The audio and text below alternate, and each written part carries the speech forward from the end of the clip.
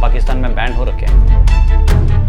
अब पूरे पाकिस्तान के फील्ड मार्शल, ऐसी क्या मजबूरी थी आपकी कि आप एक आतंकवादी की शादी में जाके जा ही नहीं रहे हो, बल्कि उसको एक गुलदस्ता दे रहे हो उसकी शादी में। तो जैसे ही वो गुलदस्ता दिया, मेरे सोर्स ने वो फोटो ले ली सर, तो सर उन्होंने मुझे पाकिस्तान में बैन कर दिया सर। आशिम मुनीर जाते जाते ये अपने जाने से पहले अपने सारे न्यूक्लियर सऊदी को देके चले जाएंगे सर। क्या हम लोग अभी भी दाऊद इब्राहिम को ढूंढ रहे हैं? दाऊद इब्राहिम है जिसका दुनिया के अंदर हर इलीगल काम चल रहा है सर, ड्रग्स से लेकर ह्यूमन ट्रैफिकिंग से लेकर दुनिया के अभी भी कंटिन्यू दुनिया में हर जगह, मैच फिक्सिंग से लेकर, मैच फिक्सिंग में दाऊद से ऊपर कुछ है ही नहीं सर। 3 लोग खड़े हुए हैं और एक बंदा है आरपीजी पकड़े हुए है, वो तो वो दिखा नहीं सकते, तो वो छुपा के खड़े हुए थे। बिस्मिल्लाहिर्रहमानिर्रहीम। आप पाकिस्तान के खिलाफ बहुत बकवास कर रहे हो, इंशाल्लाह आप 2 महीने में टारगेट हो जाओगे। तो फिर किसी अननोन मैन ने सर, जैसे ही मेरे पास वीडियो आया, इन्होंने 2 महीने का टाइम दिया था, हमदर्द चौराहे पर जैसे अमीर हमजा एक इंटरव्यू दे के आ रहे थे लोकल मीडिया को, तो 2 अननोन गनमैन आते हैं नज़दीक से।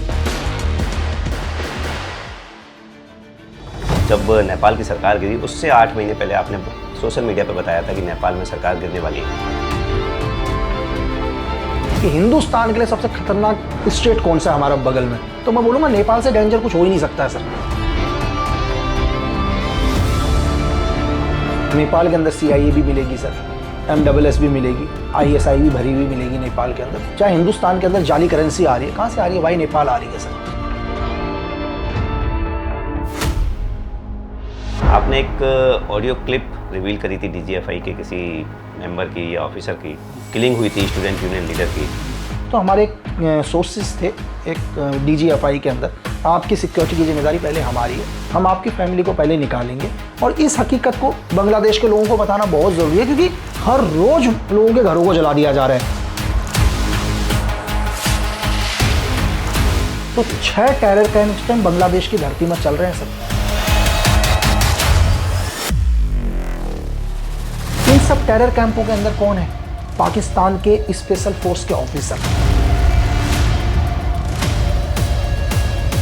तो जैसे आप जो बता रहे हैं, अगर इस तरह से चलता रहेगा तो ये चीज़ें शायद हमारे लिए भी अच्छी नहीं हैं। पाकिस्तान इंटरनली वॉर के लिए रेडी है। आशिम मुनीर ने अमेरिका के जो 4 चक्कर लगाए हैं ना सर, पैसों की फंडिंग कहां से होगी? अरब से होगी। तो किस तरह से हिंदुस्तान को घेरने की एक और प्लानिंग करी जा रही है?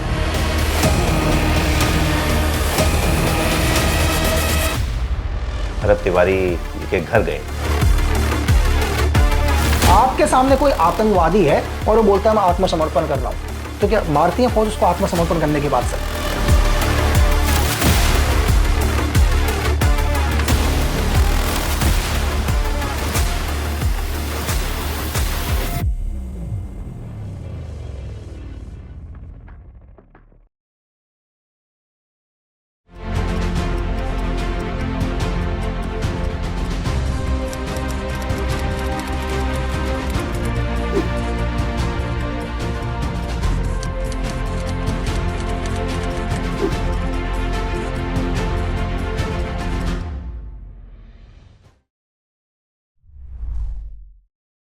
Lucky ji, welcome to Monks and Warriors. Thank you sir, thank you. आज हमारे पिछली बार मुलाकात के बाद ऑलमोस्ट 1 साल हो गया है एंड पूरी दुनिया बदल गई है। इतने सारे इंसिडेंट्स हो गए हैं हर जगह।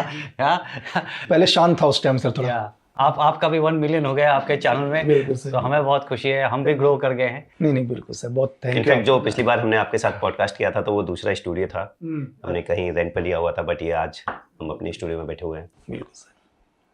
तो शुरुआत करते हैं लकी जी, सबसे पहले नेपाल से शुरू करते हैं। हमारा पड़ोसी देश है जिसके साथ बहुत ही अच्छे संबंध रहे हमेशा। और आपने 8 महीने पहले, जब नेपाल की सरकार गिरी उससे 8 महीने पहले आपने सोशल मीडिया पर बताया था कि नेपाल में सरकार गिरने वाली है। जी सर। तो किस तरह से आपने वो कैलकुलेशन करी एंड आखिर उसके पीछे थे कौन लोग? सर टाइम्स के अंदर एक इंटरव्यू चल रहा था मेरा, तो वहाँ मैंने बताया था कि सर आपको कुछ दिन के बाद खबर मिलेगी कि नेपाल की गवर्नमेंट गिरने वाली है। तो ऐसा नहीं है सर कि एकदम से सडनली पता चलता है, सब चीज़ें एनालाइज करते हैं कि अभी प्रेजेंट टाइम में अंदर क्या हो रहा है ऐसा, क्योंकि एक देश के अंदर सर एक प्रधान की कुर्सी भी नहीं हटा पाओगे आप, प्रधान को भी हटाने के लिए बहुत टाइम लगता है, MLA को MP, ये तो किसी देश की सरकार है, लेकिन सिनेरियो समझ में आ जाता है कि उस देश के अंदर क्या माहौल चल रहा है, प्रेजेंट गवर्नमेंट के खिलाफ क्या क्या साजिशें चल रही है, कौन से ऐसे लोग हैं जो उस गवर्नमेंट को नहीं चाहते हैं। तो सारी की सारी कैलकुलेशन के बाद ही निकलता है कि वो सरकार कब तक रहेगी कब तक नहीं रहेगी, सारी कैलकुलेशन करने के बाद। और ऐसा भी नहीं है कि जैसे हमने कैलकुलेशन कर भी लिया हम उसको क्रॉस वेरीफाई भी करते हैं सर। क्या होता है, हमारे को अगर 1000 इन्फॉर्मेशन आ रही हो तो 1000 में से अगर 999 इन्फॉर्मेशन गलत होती है ना सर, तो एक इन्फॉर्मेशन के लिए फिर हम दोबारा मेहनत करते हैं। ऐसा नहीं है, अगर सपोज करो कोई आदमी मुझे खबर दे रहा है, कि बहुत सारे लोग पैसों के लिए भी खबर देते हैं, चीज़ों के लिए देते हैं, तो कई बार झूठ भी देते हैं, लेकिन हमारे को हर बार उस पर विश्वास करना पड़ता है सर। वो हमारे को, उसने सपोज करो मुझे 99 खबर बता चुका है और वो 99 बार मुझे झूठ बोला है, तो मैं उसको इग्नोर नहीं करूंगा, मैं 100 बारी भी उससे खबर लूंगा सर, क्योंकि हमारे को सिर्फ एक खबर, यानी कि हमारा पूरा का पूरा एक ऑपरेशन सक्सेस सर।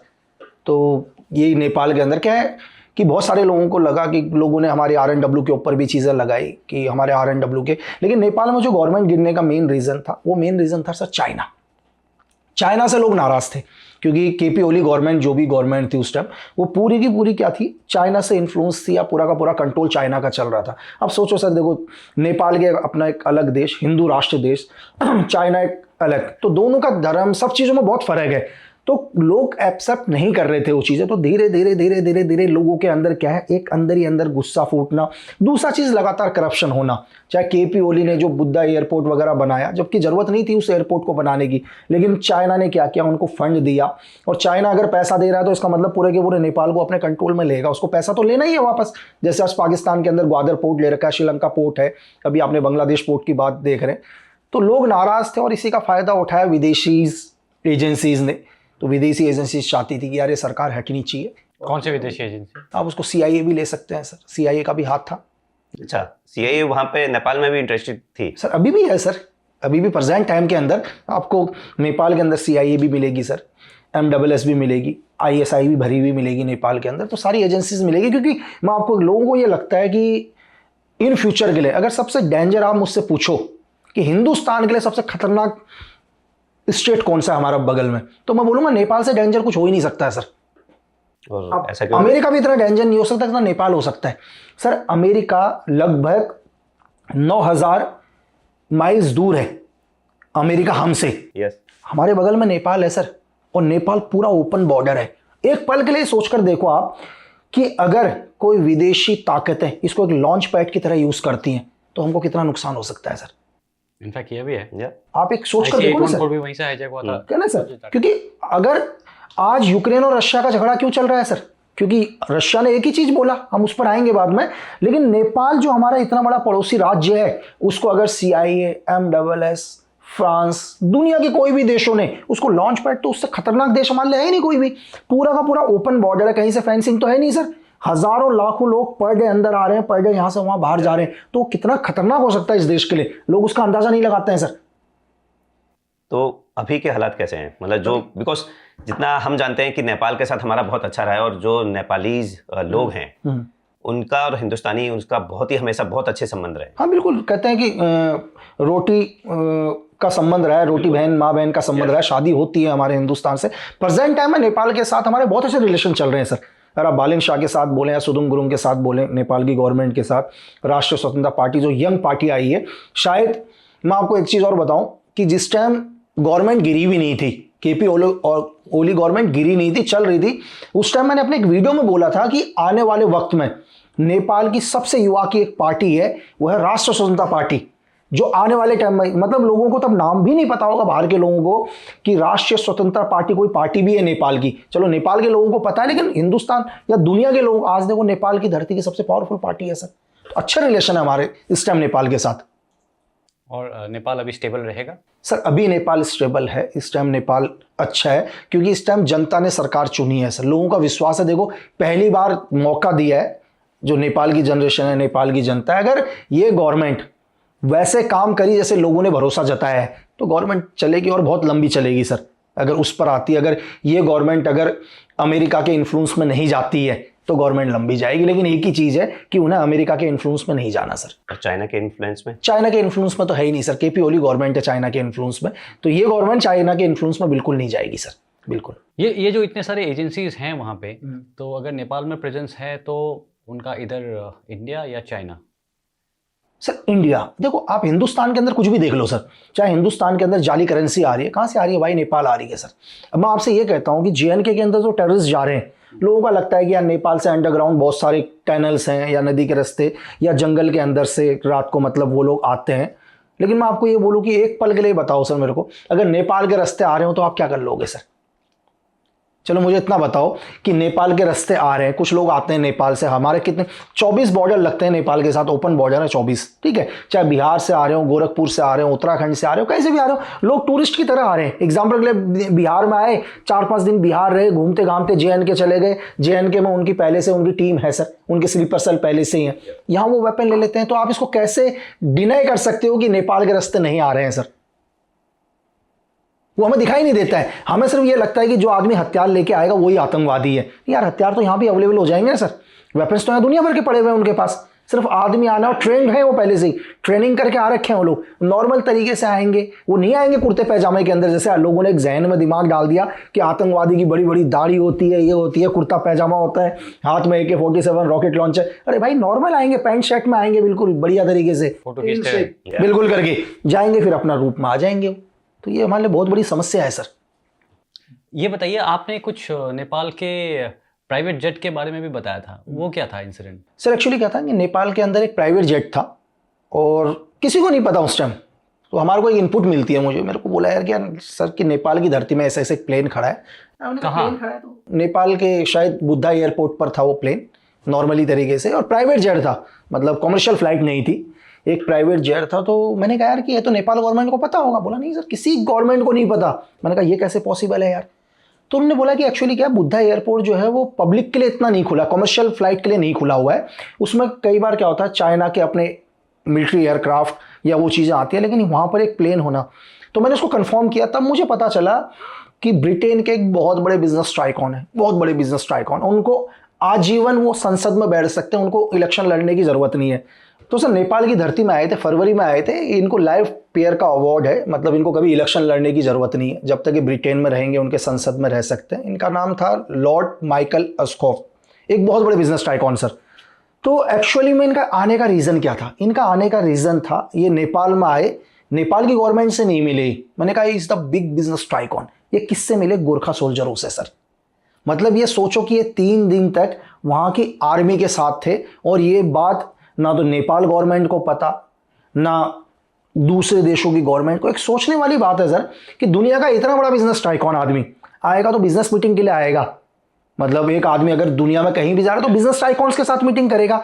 लेकिन एक आदमी 3 दिन से नेपाल की गोरखा आर्मी के साथ, वहां के ऑफिसर के साथ रुका हुआ है, बातचीत कर रहा है, तो क्या रीजन हो सकता है? ये लोगों को समझ में आना चाहिए कि क्यों ब्रिटेन ने एक अपने बिजनेस टाइकॉन को भेजा, वो गोरखा आर्मी को क्या देना चाहता था, या उस पैसे के बदले या किसी भी मदद के बदले ब्रिटेन उनसे क्या मदद चाहती है सर। ये बहुत बड़ा राज है। ये उस दिन के बाद अभी तक शायद लोगों ने इसके बारे में ना ज़्यादा क्वेश्चन करे ना कुछ, तो ये न्यूज़ दब गई, क्योंकि जैसे ये वायरल हुई थी, ये बात पूरी दुनिया की न्यूज़ों में आना शुरू हुआ कि ऐसे ऐसे बिजनेस टाइकॉन नेपाल की धरती में क्या कर रहे हैं, तो 1 घंटे के बाद उनका प्लेन उड़ गया सर। तो क्या क्या हो सकता है सर? एक्चुअली क्या है कि ब्रिटेन कहीं ना कहीं आज के टाइम में, मैं आपको बताऊं, इस टाइम MI6 क्या कंटिन्यू रिक्रूट कर रही है इस टाइम नेपाल की धरती से। मैं आपको एक चीज़ और बता रहा हूँ, ये बहुत बड़ा थ्रेट है हिंदुस्तान के लिए भी। जो भी हिंदुस्तान से भी जो GR से रिटायरमेंट होकर वापस जा रहे हैं, उनको भी MI6 रिक्रूट कर रही है सर। तो कितना खतरनाक हो सकता है सोचो कि हमारी ही सेना के अंदर, गोरखा राइफल के अंदर, किसी व्यक्ति ने अपना पूरा जीवन दे दिया सर, और रिटायरमेंट होने के बाद वो MI6 के लिए काम करता है। थ्रेट है या नहीं हमारे लिए सर? या एक दूसरी देखो ना कि किसी दूसरी देश की एजेंसी के लिए कोई काम कर रहा है, जो सोल्जर अपना पूरा जीवन दे के भारतीय सेना के अंदर दे के जा रहा है, क्योंकि नेपाल का निवासी है, फिर नेपाल जाता है, तो अच्छा पैसा ऑफर करती है ब्रिटेन, बहुत अच्छा पैसा। सपोज करो तो पैसे के बदले, किसी भी चीज़ के बदले, कोई भी पर्सनल इंटरेस्ट हो उस आदमी का, आज ये लोग क्या कर रहे हैं, लगातार MI6 के लिए रिक्रूट हो रहे हैं, MI6 के लिए काम कर रहे हैं। तो ये भी बहुत बड़ा थ्रेट है, मैंने बोला, आने वाले टाइम में हिंदुस्तान के लिए सर। अभी अगर हम MI6 की बात करते हैं तो पिछले कुछ टाइम से MI6 अचानक काफ़ी एक्टिव हो गई है। कोई ऐसा पर्टिकुलर रीजन? सर देखो, MI6 तो एक्टिव हमेशा है, लेकिन कभी फ्रंट पर नहीं आती। अगर हम बात करें 1947 के बाद, बहुत सारे लोग बोलते हैं कि, लोग एक ही चीज़ बोलते हैं CIA, लोग बोलते हैं मोसाद, है ना सर। लोग बोलते हैं FSB, लोग बोलते हैं MSS, लोग बोलते हैं ISI, लेकिन एक पल के लिए वो सोचकर देखो कि जिन अंग्रेजों ने पूरी दुनिया में राज किया सर, कहते हैं कि अंग्रेजों का सूर्य कभी अस्त नहीं हुआ, आपको लगता है कि उनकी एजेंसी इतनी अच्छी होगी कि दुनिया में कुछ नहीं करेगी? मतलब MI6 आज आप जितना भी देख रहे हो, मैं ये बोल रहा हूँ, आज आप जितना भी मिडिल ईस्ट में वॉर देख रहे हो, चाहे आज आप यूक्रेन और रशिया का वॉर देख रहे हो, चाहे आप अमेरिका ईरान का वॉर देख रहे हो, ईरान इजराइल का वॉर देख रहे हो, इस पूरे वॉर के अगर आप लास्ट में जाओगे तो आपको MI6 से मिलेगी सर। जब आप कहते हैं ना किसी भी आप रस्सी को पकड़ पकड़ के एविडेंस को ढूंढोगे तो जो लास्ट कोना मिलेगा वो आपको MI6 का ही मिलेगा। आज यूक्रेन के अंदर जो भी वॉर चल रहा है, उस वॉर के पीछे कौन है? उस वॉर के पीछे मेन है MI6 सर। आप बाद में 5 आइज बाद में लेकर आओ, CIA बाद में लेकर आओ, नाटो बाद में लेकर आओ, लेकिन आपको पहले क्या मिलेगा? MI6 ही मिलेगी। हम लोग कहते हैं ब्रिटेन के अंदर कि लोकतंत्र है सर, क्या लोगों को क्या लग रहा है कि सच में ब्रिटेन में लोकतंत्र है? क्या इलेक्शन में वोट देने से लोकतंत्र हो जाता है? अगर ब्रिटेन के अंदर लोकतंत्र है तो टोटल कंट्रोल वहां की रॉयल फैमिली का है। लोगों को बहुत शौक होगा जान के कि जो भी ब्रिटेन का प्रधानमंत्री बनता है उसका जो सलाहकार होता है वो खुद डिक्लेयर नहीं करता सर, उसको भी कौन देता? रॉयल फैमिली देता है। जब तक रॉयल फैमिली ऑर्डर्स नहीं देगा ब्रिटेन का प्रधानमंत्री कोई भी स्टेप, तो आप कैसे कह सकते हैं इसको लोकतंत्र? दुनिया को दिखाने के लिए लोकतंत्र है, ये सिर्फ दुनिया को दिखाने के लिए लोकतंत्र है। एक्चुअल में ब्रिटेन के अंदर वो लोकतंत्र नहीं है। आज भी रॉयल फैमिली ही कंट्रोल करती है पूरे ब्रिटेन को सर। और MI6 को अभी कौन कंट्रोल कर? सर MI6 को भी रॉयल फैमिली, FCDO के अंदर में चल रहा है सर। ये FCDO जिसको आज भी हिंदुस्तान के अंदर बहुत सारे लोग लगा के रखते हैं कि FCDO मेंबर, उनको ये सोचना चाहिए कि दुनिया के अंदर आप जो भी आज वॉर देखोगे, इस वॉर के पीछे भी आपको FCDO कहीं ना कहीं नजर आएगा सर। तो सर जैसे क्या है कि बहुत सारे लोग हैं कि ऐसा क्यों है, अगर इसके लिए MI6 को समझने के लिए आपको 1945 आना पड़ेगा सर। हमारे को वर्ल्ड वॉर सेकेंड पर आना पड़ेगा। जब 1939 में जब वर्ल्ड वॉर स्टार्ट हुआ, सबको पता है कि वर्ल्ड वॉर में जर्मन पूरी दुनिया को खत्म करने के लिए आगे आ रहा था, एडोल्फ हिटलर। लेकिन वर्ल्ड वॉर खत्म होते होते एडोल्फ हिटलर ने अपने आप को शूट किया या मारे गए। उस टाइम क्या ब्रिटेन के प्रधानमंत्री हुआ करते थे? Churchill sir.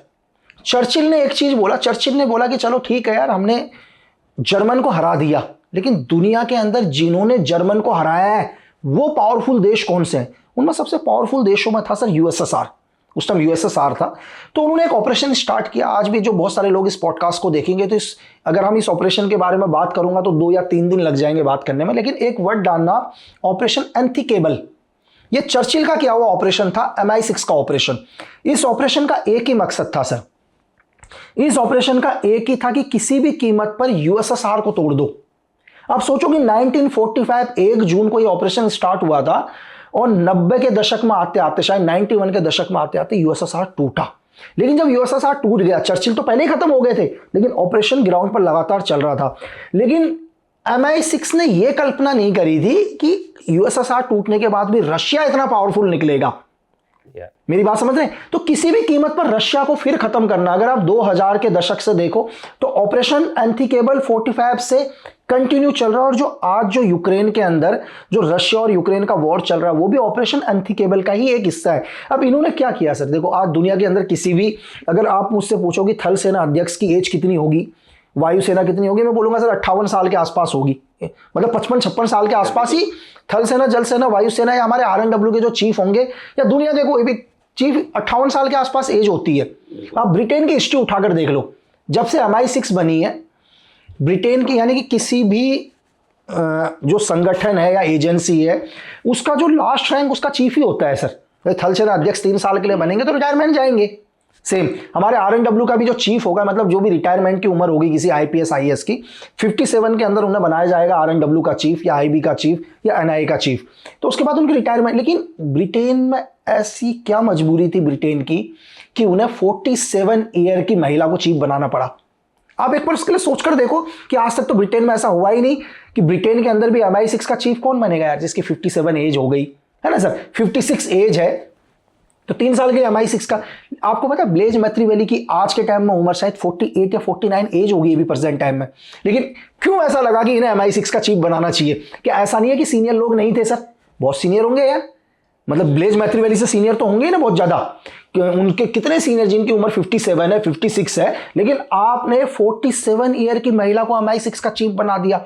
लेकिन आपको उसके लिए क्या ब्लेज मैथ्रीवेली की हिस्ट्री को जानना पड़ेगा कि क्यों MI6 ने कहा कि नहीं ये हमारी MI6 की चीफ बनेंगे। ऐसा नहीं है क्यों MI6 की चीफ से पहले कुछ और नहीं थी, वो MI6 की क्यू भी रही है सर। क्यू का मतलब क्या है, जितना भी वर्ल्ड में जो भी साइबर से लेकर जो भी ऑपरेशन होते हैं, तो ब्लेज मैथ्रीवेली उसकी भी चीफ रही है।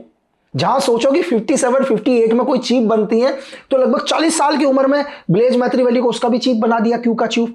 47 में उन्हें MI6 का चीफ बना दिया। क्यों? अगर आज ब्लेज मैथ्रीवेली दुनिया में किसी से सबसे ज्यादा नफरत करती है तो वो करती है रशियन से सर। मतलब मैं पर्सनल कि मुझे किसी भी कीमत पर रशिया को खत्म करना है। कहीं ना कहीं ब्लेज मैथ्रीवेली को लगता है कि मेरे ग्रैंडफादर को मरवाने वाला यही रशिया था, क्योंकि इनके ग्रैंडफादर स्टार्टिंग में क्या थे, रशिया के लिए ही काम करते थे, रशियन आर्मी के अंदर थे, लेकिन लास्ट में हिटलर के साथ चले गए। उनको लगा कि नहीं यार, मुझे हिटलर का सपोर्ट करना चाहिए। उन्हें द बॉचर ऑफ वो भी कहा जाता जर्मन। उन्होंने अपनी खुद की फोर्स बनाई सर, और आपको पता है उन्होंने लाखों यहूदियों को मौत के घाट उतारा। और जब हिटलर जर्मनी का हिस्सा हो गए, जर्मनी का हिस्सा होके लाखों यहूदियों को मरवाया इनके ग्रैंडफादर ने। तो ब्लेज मैथ्रीवेली की जो मदर थी, उन्होंने एक मैथ्रीवेली फैमिली में शादी करी, सेकंड मैरिज करी, दूसरी शादी करी। तब ब्लेज मैथ्रीवेली आज उनकी जो पोती है, तो मैथ्रीवेली उनके ग्रैंडफादर का कुछ और नाम है, बहुत मुश्किल नाम है सर, बहुत ही वो है, तो वो दिख जाएगा, आप डालोगे तो इनके ग्रैंडफादर का क्या नाम है। तो एक नाजी लीडर, देखो मैं नाजी लीडर ही बोलूंगा, जो जर्मन का हिटलर का सेकंड थर्ड आदमी होगा तो वो नाजी लीडर ही है। तो आज अगर आप कहते हो कि दुनिया से कि नाजीवाद खत्म हो गया, हमें नाजीवाद को खत्म करना है, तो आप एक नाजी लीडर की ग्रैंड डॉटर को कैसे MI6 की चीफ बना सकते हो सर? इसके पीछे का रीजन क्या है? इसके पीछे का रीजन है, ब्रिटेन जानता है कि रशिया को अगर कोई खत्म कर सकता है तो यही सोच खत्म कर सकती है जो रशिया से नफरत करती है सर। तो ये मेन रीजन है आज MI6 का जो भी चल रहा है। या बहुत काफी डेलिकेट इशू रेज कर रहे हैं। एक चीज और बता रहा हूं, और भी आप देख लेना, आपको शॉकिंग लगेगा। जो ब्रिटेन पूरी दुनिया के अंदर कहता है कि हम नाजीवाद से नफरत करते हैं, क्योंकि ब्रिटेन अगेंस्ट था जर्मन के, तो उस ब्रिटेन से लोगों को सवाल पूछना चाहिए कि 2011 तक आप नाजी के 1300 लोगों को पेंशन क्यों देते थे सर? ये आपको नेट में मिल जाएगा कि जो ब्रिटेन की रिपोर्ट है, उनके खुफिया विभाग ने एक रिपोर्ट निकाली थी, जहां पर 2011, अभी शायद आज से 17 साल पहले, 16 साल पहले या 15 साल पहले तक 1300 लोगों को ब्रिटेन सैलरी देता था। सोचो, जैसे हमारे देश के अंदर स्वतंत्रता सेनानी होते हैं सर, स्वतंत्रता सेनानी को पेंशन मिलती थी जब देश आजाद नहीं हुआ था, लेकिन स्वतंत्रता सेनानी को पेंशन मिलती थी। तो ब्रिटेन क्यों नाजियों को पेंशन देता था सर? इसका मतलब कहीं ना कहीं बैकफुट से वो नाजियों को सपोर्ट कर रहा है सर। दुनिया के सामने नहीं आने दे रहा है, लेकिन बैकफुट से ये लोग चाहते हैं कि दुनिया के अंदर नाजीवाद पावर में आए। अगर आज आप काजा कालस की बात करो, कहीं ना कहीं आप हिस्ट्री जाकर देख लो इनकी, आप क्या कहते हैं, आप यूरोप यूनियन की जो अध्यक्ष है, जो महिला, उनका आप चेक करके देखो, उनकी बैक हिस्ट्री डालकर देखो आप, कहीं ना कहीं जर्मन में उनका भी आपको नाजीवाद कनेक्शन निकल कर आएगा सर।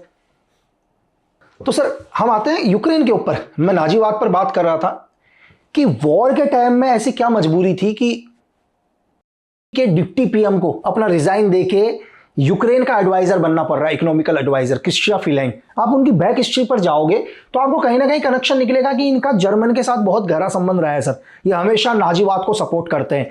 तो आप ये सोचो कि जो इंसान नाजीवाद को सपोर्ट कर रहा है, जिसकी विचारधारा नाजीवाद है, वो डिप्टी पीएम थे कनाडा की क्रिस्टिया फिलाइन। वो रिजाइन देती हैं अपने डिप्टी पीएम के पद से और वॉर के टाइम में यूक्रेन की इकोनॉमिकल एडवाइजर बन जाती हैं सर। अब मेरी बात मतलब आपको इत्तेफाक है, आपको एक इत्तेफाक लगेगा कि ऐसी क्या मजबूरी थी कि आप उस देश की इकोनॉमिकल एडवाइजर बन रहे हो जो खुद इस टाइम वॉर के अंदर है, वो भी एक डिप्टी पीएम के पद को छोड़ के।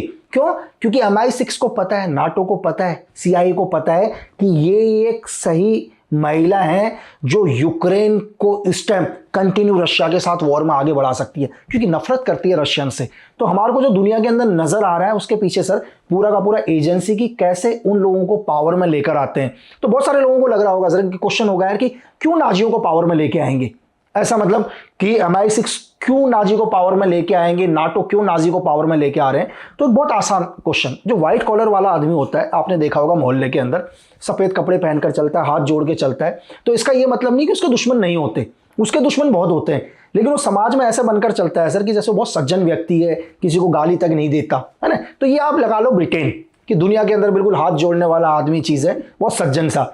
लेकिन ब्रिटेन को क्या है, किसी भी कीमत पर पावरफुल देश रशिया को खत्म करना है, लेकिन डायरेक्ट तो खत्म नहीं करेगा, लेकिन उन लोगों को पावर में लेकर आएगा जो जीवन भर रशिया से नफरत करते हैं। मेरी बात समझे? क्योंकि कहीं ना कहीं नाजी को लगता है कि हमारे को या जर्मन को खत्म करने के पीछे, हराने के पीछे रशिया का हाथ था। तो नफरत उन लोगों से नहीं निकली आज भी। तो उन लोगों को क्या किया, ब्रिटेन पावर में लेकर आया हर जगह से। जब देखो दुश्मन को आप कब खत्म कर सकते हो, जब आप पावर में होंगे। तो कैसे इन्हें MI6 पावर में लेकर आया ताकि ये रशिया को खत्म कर सकें सर। और आप देख रहे हो कि वॉर आज भी चल रहा है। बहुत सारे लोगों ने कहा था कि यूक्रेन और रशिया का वॉर होगा, बड़े बड़े एक्सपर्ट सर 3 दिन में खत्म हो जाएगा, रशिया तो 3 दिन में खत्म कर सर 3 दिन, चौथा साल स्टार्ट हो गया सर, आज भी वॉर चल रहा है सर। आपको क्या लग रहा है, चलो ये तो एक कॉमन सेंस की बात है सर, इसको तो एक शायद 8th क्लास का बच्चा भी बता देगा कि यूक्रेन ये वॉर नहीं लड़ रहा है, हमें यूक्रेन दिखाई दे रहा है। ये तो सोचने वाली बात है ना सर कि यूक्रेन अकेला, अगर रशिया चाहेगा तो 24 घंटे के अंदर यूक्रेन को खत्म कर देगा, अगर यूक्रेन अकेला होगा तो कौन है जो यूक्रेन को पीछे 4 साल से मदद कर रहा है? सभी है, सभी है ना सर, लेकिन फ्रंट पर तो नहीं आ रहे हैं ना सर, फ्रंट पर तो कोई भी नहीं आ रहा है। तो यही वॉर है कि एक को प्रॉक्सी बनाकर चलना। और मैं आपसे अभी भी कह रहा हूं कि जब आप इसके बैक में जाओगे तो आपको ब्रिटेन नंबर 1 दिखाई देगा सर, सबसे आगे ब्रिटेन, बिल्कुल। उसके बाद आप नाटो कह लो, उसके बाद आप CIA कह लो सर। आज भी मैं ये बोल रहा हूं कि ईरान के खिलाफ जो जॉइंट ऑपरेशन चल रहे हैं, लोग बोलते हैं कि इसमें MI6 का कैसे रोल है, तो मैं बोलूंगा यार ईरान, आप साइप्रस एक जगह है, साइप्रस से पूरा का पूरा हेडक्वार्टर है MI6 का, वहां पर टेम्परेरी हेडक्वार्टर बनाकर बैठे हैं वो, जो लगातार ईरान के ऊपर क्या कर रहे हैं, वॉर करवा रहे हैं। देखो आप वॉर कब जीत सकते हो सर, सोल्जर का काम है वॉर लड़ना। एग्जाम्पल के सर लोकेशन कोई ना कोई तो देगा सर, दुनिया की अगर इन्फेंट्री चलो अभी तक ईरान के अंदर नहीं घुसी है, उनकी एयरफोर्स लगातार अटैक कर रही है, लेकिन कोई ना कोई तो है जो एयरफोर्स को भी GR देगा। अगर एक फाइटर पायलट जा रहा है, उसको पता है कि किसी ना किसी ग्रीड रेफरेंस पर हमारे को एक मिसाइल अटैक करना है या ड्रोन हमला करना है, तो दुनिया का वो कौन है जो लोकेशन देगा कि ये जगह पर लोकेशन है, वो कौन है? वो दुनिया की ये इंटेलिजेंस विंग है सर। और जॉइंट ऑपरेशंस कर रही है, ऐसा नहीं है कि अकेली MI6 साइप्रस पर है, ठीक है। DGSE फ्रांस की सीक्रेट इंटेलिजेंस यूनिट भी उनके साथ काम कर रही है, वहीं पर क्या कहते हैं CIA भी एक साथ काम कर रही है साइप्रस से। लगातार ये लोग जॉइंट ऑपरेशंस करा रहे हैं ईरान के ऊपर सर। बस सर सामने नहीं आएंगे कभी भी, मतलब सामने कभी नजर नहीं आएंगे। आपको लगेगा कि यार नहीं ये तो अमेरिका और ईरान युद्ध कर रहा है बस, ये आपको बैकफुट पर कभी मतलब नजर ही नहीं आएंगे सर। तो आप जो कह रहे हैं कि बाहर अभी इस वॉर में दिखने को आ रहा है कि यूरोपियन यूनियन या यूरोप के सारे कंट्रीज इंक्लूडिंग UK और US के बीच में दरार आ गई है, वो सारे एक साथ नहीं है, तो ये क्या सिर्फ बाहर स्तर पे? सर सिर्फ दुनिया को गुमराह किया जा रहा है। होता क्या है, जब भी बहुत आसान भाषा में हम 4-5 दोस्त होते हैं, 4-5 दोस्त, एक दोस्त को हम बोलते हैं तो दबा के मारना, हम तुझे मना करेंगे तो मत मार, लेकिन तू रुकना मत, ताकि लोगों को ये दिखाए कि यार नहीं हम इसको समझा रहे हैं करके। तो सेम यही है कि आपको लग रहा है कि यूरोप और अमेरिका के बीच में दरार पड़ गई है सर। अगर आप IMF को भी आज फंड चाहिए तो अमेरिका के ऊपर डिपेंड है सर, बिना IMF, अमेरिका के बिना IMF है नहीं।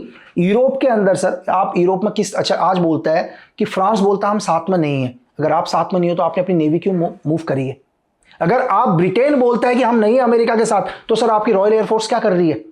आप अपनी एयरफोर्स को कैसे मूव करा रहे हो? ये सिर्फ दुनिया को गुमराह करा जा रहा है कि नहीं यूरोप तो क्या है अगेंस्ट अमेरिका के। अच्छा एक चीज और, नाटो के चीफ ने क्या स्टेटमेंट दिया पता है सर आपको?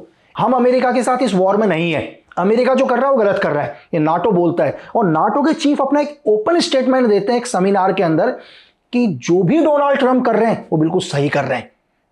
अब यार आप या तो आप डोनाल्ड ट्रंप के साथ नहीं हो या आप डोनाल्ड ट्रंप के साथ हो। और वो क्या बोलते हैं कि जो ईरान के ऊपर डोनाल्ड ट्रंप ने जो हमला किया है वो बिल्कुल सही किया, और डोनाल्ड ट्रंप एक मजबूत प्रेसिडेंट है। वाह, मतलब एक तरफ आप दुनिया को बोलते हो हम अमेरिका को सपोर्ट नहीं कर रहे, दूसरी तरफ आप बोलते हो ओपनली स्पीच के अंदर कि डोनाल्ड ट्रंप एक मजबूत प्रेसिडेंट है और वो जो स्टेप कर रहे हैं बिल्कुल सही स्टेप कर रहे हैं सर। तो वो सही कर रहे हैं लेकिन हम उनके साथ नहीं है, बिल्कुल हम उनके साथ नहीं है करके। पर इसकी शुरुआत जो हुई, मतलब बहुत सारी थ्योरी है इसमें। कोई कहता है कि इजराइल ने ब्लैकमेल किया अमेरिका को, कोई कुछ कहता है। आखिर रीजन क्या है? क्योंकि शायद अगर थोड़ा सा पहले जाएंगे तो इतना तनाव था नहीं अमेरिका और ईरान के बीच में। सर इसी से मेरे को और एक चीज याद आता है कि आपने ये भी शायद जब डोनाल्ड ट्रंप के अनाउंस करने से पहले आपने खुलासा कर दिया था कि पीट हेग्सेट इसके पीछे है। एक्चुअली सर देखिए क्या है कि अमेरिका को लगता है अचानक कभी भी वॉर नहीं होता सर। हमें लगता है कि अचानक की 28 फरवरी को डोनाल्ड ट्रंप को सपना आ रहा था, उन्होंने ईरान के ऊपर एक मिसाइल अटैक कर दिया इजराइल, ऐसा ये दुनिया को लगता है। ऐसा नहीं है सर। एक्चुअली क्या है कि इजराइल पर हमला करने का मेन रीजन क्या है अमेरिका का, वो समझना पड़ेगा लोगों को कि क्यों अमेरिका ने इजराइल के मतलब ईरान के ऊपर हमला किया। ऐसा तो नहीं है कि अमेरिका की ईरान के साथ कोई बाउंड्रीज लग रही हैं सर। चलो इजराइल की दुश्मनी है और अभी से नहीं है, 1979 के साथ इजराइल के साथ दुश्मनी चल रही है। लेकिन एक्चुअल आप अगर आप दुनिया को दोबारा सिनेरियो को देखो तो सबसे पहले ऐसा नहीं है कि उन्होंने ईरान पर हमला किया, ईरान से पहले उन्होंने वेनेजुएला को अपने कंट्रोल में लिया, वेनेजुएला के प्रेसिडेंट को मादुरो को उन्होंने उठाया, एक ऑपरेशन के अंदर लेकर चले गए सर। अमेरिका को पता है आज क्या है सर, यूक्रेन को फिर हम आते हैं एक प्रॉक्सी के तौर पर यूज कर रहा है नाटो और अमेरिका। अब अमेरिका और रशिया और यूक्रेन का लगातार वॉर चल रहा है, जहां पर नाटो बैकफुट पर है, ब्रिटेन बैकफुट पर है, अमेरिका बैकफुट पर है, सबके सब बैकफुट से मदद कर रहे हैं। लेकिन कहीं ना कहीं क्या है, पूरी की पूरी मदद कौन कर रहा है? ईरान मदद कर रहा है रशिया की, अपने ड्रोन दे रहा है कहीं ना कहीं। इस टाइम नाटो का और अमेरिका का सबसे बड़ा दुश्मन रशिया, लेकिन आप इनके दुश्मन को मजबूत करने वाला ईरान है। यह बात अमेरिका को पता है कि लगातार ईरान मदद कर रहा है, दुश्मन का दोस्त है, दुश्मन का दोस्त है। और वहीं क्या है, आपको अगर दुश्मन को खत्म करना है तो आपको एक कनेक्शन काटना पड़ेगा सर। सबसे पहले आपको दुश्मन का कनेक्शन काटना पड़ेगा, क्योंकि वो इतनी सस्ती मिसाइल्स, इतने सस्ते ड्रोन रशिया को दे रहा है, जिससे यूक्रेन को लगातार नुकसान हो रहा है। तो अमेरिका ने डिसाइड किया कि भाई देखो, झगड़ा तो ईरान का चल रहा है, झगड़ा तो ईरान का इजराइल के साथ चल रहा है, इजराइल को हम सपोर्ट कर रहे हैं। इजराइल एक्चुअली अमेरिका इजराइल दोनों अलायंस है, हम इसको सपोर्ट करते हैं। तो उन्होंने सिर्फ जो ईरान के ऊपर जो हमला किया है ना सर, पहला हमला उन्होंने किया है रशिया और ईरान को कटअप करने के लिए, क्योंकि वहां रशिया अपना वॉर करेगा, यहां ईरान अपना वॉर करेगा, तो ईरान वहां मदद नहीं कर पाएगा। दूसरी चीज क्या है कि अमेरिका का ईरान के ऊपर हमला करने के पीछे मेन मकसद कि पूरे एशिया में मेरा कंट्रोल रहे सर।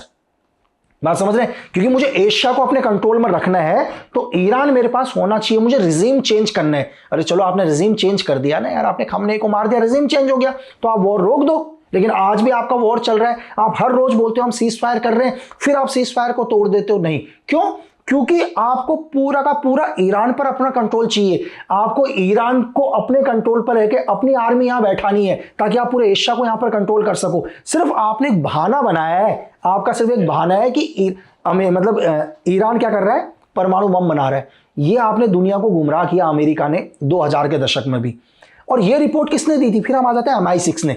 MI6 ने एक रिपोर्ट दी कि सद्दाम हुसैन क्या कर रहे हैं, न्यूक्लियर बना रहे हैं। MI6 की रिपोर्ट गई, उस रिपोर्ट के आधार पर दुनिया को यह बताया गया, UN को यह बताया गया कि सद्दाम न्यूक्लियर पर काम कर रहे हैं, WMD बना रहे हैं, वो बना रहे हैं। जबकि सद्दाम ने मना किया इस चीज को। आपको पता है सर, पूरे इराक के ऊपर अमेरिकन आर्मी घुस गई सर, वो WMD कुछ भी नहीं मिला सर। लाखों लोग बेघर हो गए, 60 लाख लोग आज भी लापता हैं सर, चले गए देश छोड़ के, लास्ट में कुछ नहीं मिला। और आप देखना लास्ट में अंत ईरान का भी ये निकलेगा, तो ईरान तो कुछ बना ही नहीं रहा था। एक आदमी कह रहा है कि मैं ये बना रहा है करके। सेम वही इराक वाला सिचुएशन भी इन्होंने कहां कंट्रोल लेना है, ईरान के ऊपर लेना है चीजें। बट शायद ईरान में चीज़ें आउट ऑफ हैंड जा रही हैं, मतलब लग नहीं रहा कि US बहुत ज़्यादा कुछ कर पाएगा। सर देखो, ईरान के ऊपर इसलिए कुछ नहीं कर पा रहा सर, आप स्ट्रक्चर देखकर देखो आपको सर फूड एंट्री तो करनी पड़ेगी, ग्राउंड के अंदर आपको इन्फेंट्री। आप कैसे बोलोगे कि मैंने देश जीत लिया? ऐसा तो है नहीं कि आपने फाइटर प्लेन से बॉम्ब गिरा दिए। मैं कहता हूं चलो आपने न्यूक्लियर भी मार दिया, तब भी आपने तो कंट्रोल तो नहीं लिया ना सर। कंट्रोल लेने के लिए आपको फुट ऑन द ग्राउंड तो लाना ही पड़ेगा, आपको अपनी इन्फेंट्री लानी पड़ेगी। तो बिना इन्फेंट्री के आप कैसे कह सकते हो कि ईरान को मैंने जीत लिया सर?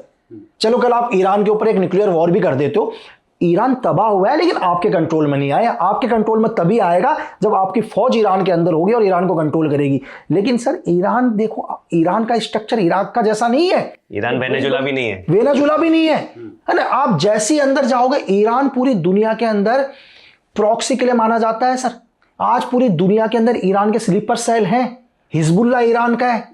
जितने भी ये छोटे छोटे गुट चल रहे सारे के सारे ईरान के हजारों सुसाइड बॉम्बर हैं, जो वेट कर रहे हैं कि अमेरिकन आर्मी एक बार आए तो सही, तो हम अमेरिकन आर्मी को दिखाएं। जब से ये वॉर स्टार्ट हुआ है 28 तारीख से, आज आप कैलकुलेशन करना कि 2 महीने पहले भी डोनाल्ड ट्रंप ने बोले थे हमारे 13 जवान शहीद हुए। 13 ही हैं सर। जब ये 2 साल तक ये वॉर चलेगा तब भी इनके 13 जवान ही रहेंगे, वो 13 जवान से आगे नहीं बढ़ेंगे सर अमेरिका के। तो और ईरान के पीछे भी सेम पूरा का पूरा रशिया, पूरा का पूरा चाइना सर। यहां ईरान दिख रहा है लोगों को वॉर करते हुए, लेकिन ईरान के पास पूरा का पूरा एयर स्पेस चाइना ने दे दिया, पूरा का पूरा हर लोकेशन रशिया दे रहा है उनको, है ना सर। तो फिर ये वॉर यहां से इन दोनों के सपोर्ट में। बट ये नहीं बताया आपने कि पीट हेग्सेक्ट वाला बात आप तक कहां से पहुंचा? सर देखो एक्चुअली क्या है, नहीं एक्चुअली क्या है सर, जैसे हमारे लोग भी, कभी भी क्या होता है, कोई तो वॉर होता है सर, कोई वॉर होता है तो वॉर के पीछे कोई ना कोई तो होता है। और मैं आपको ये बताऊं कि दुनिया को, मैं आपके यहाँ पर पॉडकास्ट में ये बताना चाहूंगा कि बहुत सारे लोगों को ये लग रहा है कि डोनाल्ड ट्रंप ने ये बात दुनिया को बता दी थी 26 मार्च को, तो गलत फहमी है। डोनाल्ड ट्रंप ये बात बताना नहीं चाहते थे सर, क्योंकि जब भी हमने सीनियर से बात करी, हमने कहा सर ये क्या है, डोनाल्ड ट्रम्प सर ने कैसे नाम ले लिया? बोला यार उसके पीछे भी कहानी सुन लो। एक्चुअली क्या है सर, हमारे को कहीं से इन्फॉर्मेशन मिली कि अमेरिका वॉर नहीं चाह रहा था। अमेरिका से पूछा गया कि क्या करना है, क्या करना है, क्या करना है। जो पीट हेगसेथ हैं, जो वहाँ के वॉर सेक्रेटरी हैं, वो पूरे के पूरे कंट्रोल में MI6 के। अब कहानी और सुन लो सर, फिर दोबारा MI6 आता है, ठीक है। तो जब इनकी मीटिंग हुई, इनकी ऑपरेशनल मीटिंग हुई, उस ऑपरेशनल मीटिंग के अंदर ये बोला गया, पीट हेगसेथ थे बोलने वाले कि लेट्स डू इट, वॉर करो और खत्म करो। अब एक वॉर सेक्रेटरी बोल रहा है तो बोला ठीक है। जबकि मैं आपको ये बताऊं सर कि FBI की रिपोर्ट थी कि सर हमें वॉर नहीं करना, अभी ये सही टाइम नहीं है वॉर करने का। लेकिन पीट हेगसेथ बोले कि डू इट, क्योंकि पीट हेगसेथ क्या बोल रहे हैं, पीट हेगसेथ वही शब्द बोल रहे हैं जो MI6 के शब्द है सर, ठीक है। MI6 के शब्द को दोहराया, अटैक किया। बट इसमें इनका कोई फायदा? हाँ, आपको इसका क्या बेनिफिट है? बेनिफिट है सर ब्रिटेन का। बेनिफिट ब्रिटेन का क्या है? आज एक चीज ये देखो कि अमेरिका वॉर लड़ रहा है, नुकसान किसको हो रहा है सर? अमेरिका को हो रहा है ना, ब्रिटेन को तो नुकसान नहीं हो रहा है सर। जब अमेरिका कमजोर होगा तभी ब्रिटेन पावरफुल होगा। या तो आप पावरफुल बन जाओ या दुश्मन को आप कमजोर कर दो। दुनिया के अंदर दो ही चीज चलती है, या तो मैं आपसे आगे निकलूं या आपको जहर दे दूं। एक ही चीज हो सकता है ना सर। अब वॉर तो अमेरिका लड़ रहा है, अब लगातार लड़ रहा है। अब अमेरिका इस सिचुएशन में फंस गया कि अब वो पीछे जाता है तो दुनिया क्या बोलेगी, यार एक ईरान को अमेरिका नहीं हरा पाया तो इस कई देश है जो अमेरिका के सामने आगे खड़े हो जाएंगे, यार तू ईरान को नहीं हरा पाया, हमें क्या हराएगा।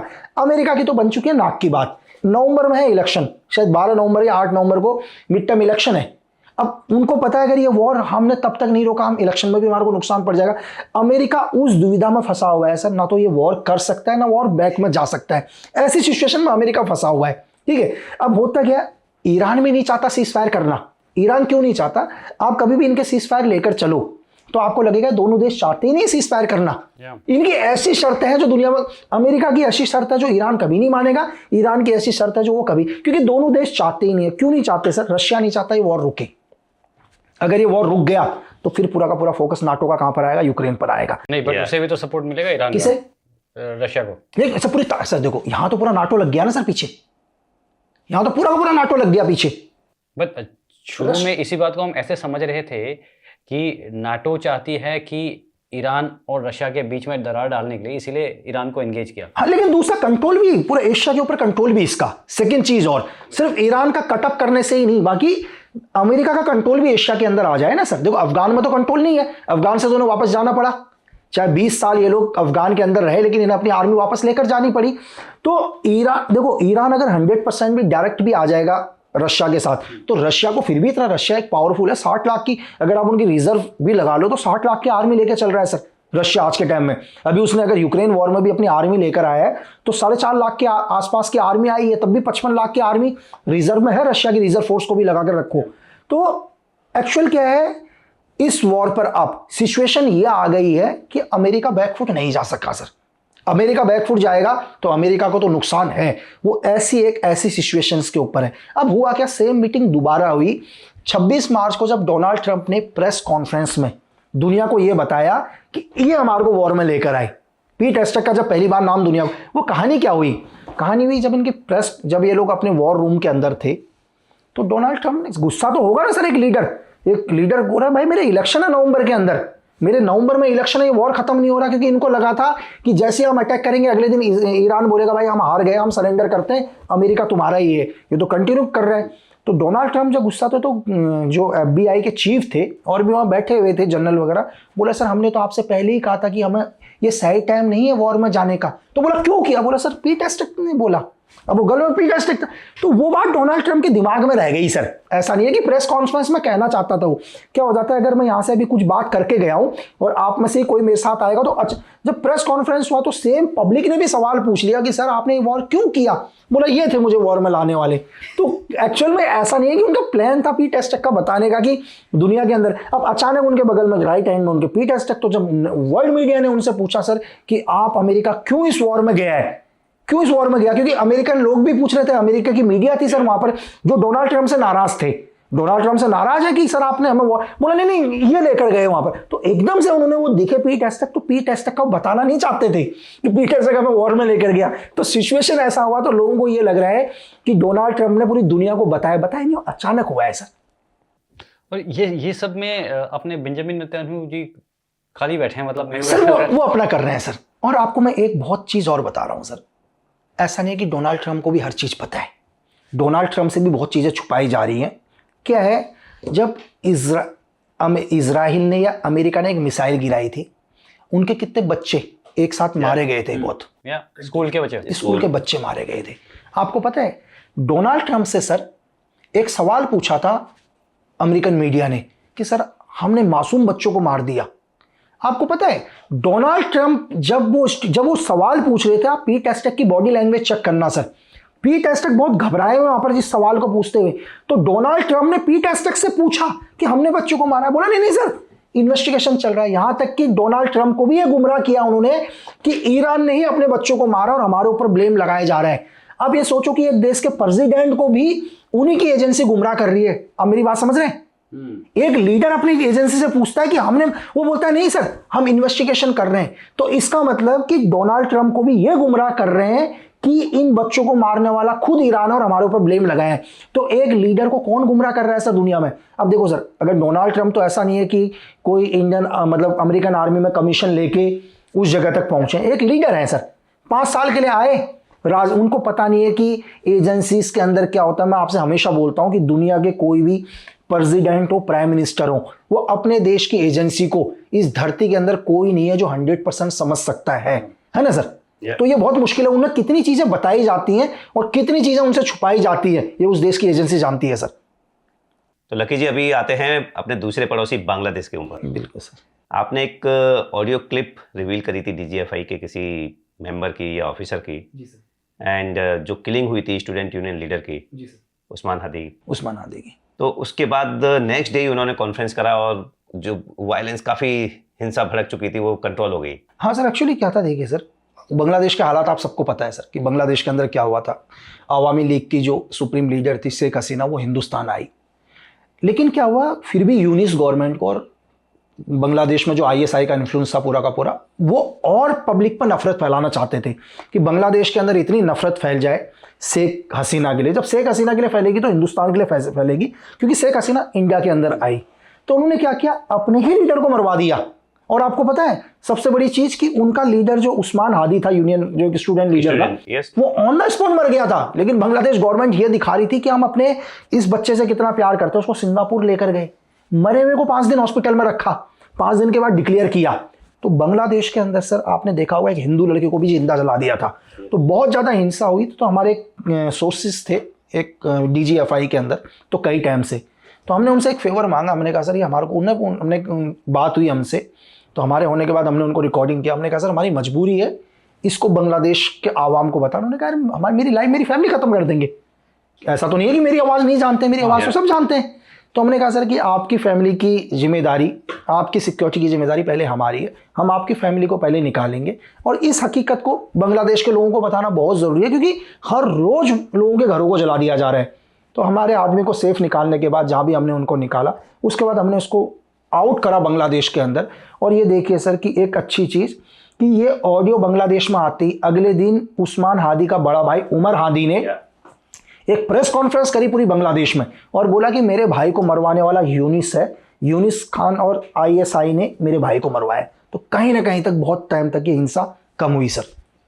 तो अभी शेख हसीना जी भारत में ही रहेंगी या कुछ आगे हो सकता है? आपको मैं बताता हूँ, जहाँ तक ग्राउंड नॉलेज, ग्राउंड पर जो हमें लगता है समीकरण लग रहे हैं, इस टाइम बांग्लादेश के हालात बहुत खतरनाक है सर। बांग्लादेश के अंदर बहुत सारे टेरर कैंप चल रहे हैं जो दुनिया को नजर नहीं आ रहे। हमें सिर्फ सुनाई देता भागलपुर में LET का बेस है, पाकिस्तान हमें सुनाई देता है, या लाहौर के अंदर है, या पाकिस्तान के अंदर POK के अंदर है, या आज़ाद कश्मीर में टेरर कैंप चल रहे हैं। मैं आपको बताऊँ बांग्लादेश के अंदर अगर आप रंगपुर के अंदर जाओ तो 2 टेरर कैंप चल रहे हैं सर। आप नीचे थोड़ा सा सिलहट की तरफ आओ तो टेरर कैंप सर। ये किसके लिए? अगेंस्ट इंडिया के लिए। तो ये लश्कर जैश वाले, ISI पूरा का पूरा, LET और ये ISIS के सिद्धांत पर। तो 6 टेरर कैंप बांग्लादेश की धरती में चल रहे हैं सर। वो इन्फिल्ट्रेट करेंगे इंडिया के अंदर? अभी तो उनको तैयार किया जा रहा है सर। देखो अभी जिस जैसे LET तैयार करता था पाकिस्तान के होगा उनको तैयार सर। अगर देखो बांग्लादेश में अगर टेरर कैंप बन रहे हैं तो डेफिनेटली नुकसान हिंदुस्तान के लिए कर रहे हैं। और यहाँ तक यही नहीं, सिर्फ टेरर कैंप की बात नहीं है। मैं आपको ये बताऊं कि बांग्लादेश में उनकी एयरफोर्स के 13 ऑफिसर्स को पाकिस्तान की धरती में भी ट्रेन किया जा रहा है सर। क्यों किया जा रहा है? उन्हें क्या स्पेशल ट्रेनिंग दी जा रही है, आप ये सोचो। लेकिन अंदर कहीं ना कहीं लोगों ने सर तारिक, देखो बांग्लादेश के अंदर 2 ही पावरफुल पार्टी थी, या तो तारिक रहमान लगा लो या शेख हसीना लगा लो, आवामी लीग। अब बनना यूनिस चाहता था, लेकिन बांग्लादेश की गवर्नमेंट जो है सर, उनको लोकतंत्र चाहिए। चाहे चलो उन्हें शेख हसीना से नफरत हो गई तो उन्होंने कहा चलो हम तारिक रहमान को ही प्राइम मिनिस्टर बनाते हैं। शायद 32 साल के बाद कोई पुरुष वहां का प्राइम मिनिस्टर बना, जबकि वो तो 2009 से ही ब्रिटेन के अंदर रह रहे थे, ब्रिटेन से वापस आए तो। लेकिन कहीं ना कहीं अभी पूरा का पूरा कंट्रोल किसका है सर? बांग्लादेश में 99% कंट्रोल है इस टाइम पाकिस्तान का। लेकिन पाकिस्तान को पूरा कौन कंट्रोल कर रहा है? CIA। तो बांग्लादेश में इस टाइम टोटल कंट्रोल किसका है? CIA का। आपको पता, शॉकिंग लगेगा आपको जानकर कि अभी कुछ दिन पहले बांग्लादेश के chief of army staff Mecca Medina जाते हैं। आज से आप 1 साल पहले के उनके चीफ ऑफ आर्मी स्टाफ की तस्वीर चेक कर लो, आज देख लो। आज तो बिल्कुल जिहादी बन चुके, कट्टर। और आते उन्होंने पहला काम क्या किया सर? मक्का मदीना से आते ही पहला काम क्या किया? 1971 वॉर में जो उनकी 5 ब्रिगेड थी, उसका नाम ही चेंज कर दिया सर। पहले उनका जो नाम था 5 ब्रिगेड का नाम, वो 1971 वॉर के हीरोज के नाम पर रखा गया था। अभी आते उन्होंने सारे के सारे किस पर? जिहादियों के पर नाम रख दिया सर। वो मतलब चीफ ऑफ आर्मी स्टाफ की सोच आप देखो कि कितना चेंज हुए हैं। और आपको पता है 1971 वॉर के बाद पहली बार कोई पाकिस्तानी ISI चीफ था जो बांग्लादेश की धरती में गया, आसिम मलिक। ये पहले पाकिस्तानी ISI के चीफ है, DG ISI है, जो बांग्लादेश की धरती के अंदर गए। और आपको एक चीज और, जो मैं टेरर कैंप की बात बता रहा हूं, चाहे जो रंगपुर पर चल रहे हैं, जो सिलेट पर चल रहे हैं, इन सब टेरर कैंपों के अंदर कौन है? पाकिस्तान के स्पेशल फोर्स के ऑफिसर जो ट्रेन कर रहे हैं सर। ISI के लोग इन्हें ट्रेन कर रहे हैं पूरे के पूरे। तो बांग्लादेश को क्या है? एक लॉन्च पैड की तरह यूज किया जा रहा है। बांग्लादेश को एक लॉन्च पैड की तरह यूज किया जा रहा है, लेकिन इसका असर लोगों में दिख रहा है। अब लोग धीरे धीरे क्या है, इंटरनल शेख हसीना को दोबारा चाह रहे हैं सर। मतलब जो लोगों को लगा कि हमने गलती कर दी इतनी जल्दी, बिल्कुल, मतलब देख लो अभी अंदर धीरे धीरे शेख हसीना के फॉलोअर लगातार इंक्रीज हो रहे हैं। जो मुझे ग्राउंड का देखकर लगता है सर, जो मुझे ऐसा लग रहा है, शायद अभी तो ये जुलाई चल रहा है, मुझे लग रहा है कि कहीं ना कहीं दिसंबर तक शेख हसीना जाएगी बांग्लादेश जाएंगी शेख हसीना। चाहे शेख हसीना को उन्होंने उम्र कैद की आजीवन की सजा दे रखी है, चाहे इससे बड़ी डेट कोई भी पहले वो सीधा जेल जाएंगे, फिर जेल जाएंगे, लेकिन शेख हसीना जाएगी दिसंबर में बांग्लादेश। अगर शेख हसीना दिसंबर में बांग्लादेश चली गई जाती हैं तो फरवरी मार्च तक आते आते ऊपर नीचे बांग्लादेश की गवर्नमेंट कोलैप्स हो जाएगी सर। फिर से इलेक्शन होगा, शेख हसीना आएगी गवर्नमेंट में सर, ये गवर्नमेंट गिरेगी सर। क्योंकि जैसे आप जो बता रहे हैं, अगर इस तरह से चलता रहेगा तो ये चीजें शायद हमारे लिए भी अच्छी नहीं है। हमारे लिए भी अच्छी नहीं है सर, लेकिन दिसंबर तक सिर्फ यही हो कि पाकिस्तान के यहां से कोई एक्शन नहीं होना चाहिए, क्योंकि इस टाइम सिचुएशन इतनी अच्छी नहीं है कि हमें लग रहा है कि सिचुएशन अच्छी है। पाकिस्तान वॉर के लिए रेडी है सर, पाकिस्तान इंटरनली वॉर के लिए रेडी है। आसिम मुनीर ने अमेरिका के जो 4 चक्कर लगाए हैं ना सर, वो ऐसे ही नहीं लगाए। आज आसिम मुनीर लगातार टर्की के साथ मीटिंग्स कर रहे हैं, सऊदी अरब के साथ मीटिंग कर रहे हैं सर, टर्की के साथ। आप जो 40 इस्लामिक नाटो है दुनिया के अंदर, उन 40 इस्लामिक नाटो में से 3 ने अपनी एक कोर टीम बनाई है। उसमें है पाकिस्तान, उसमें है सऊदी अरब, उसमें है टर्की। क्योंकि टर्की पहले से क्या है सर, नाटो का मेंबर है।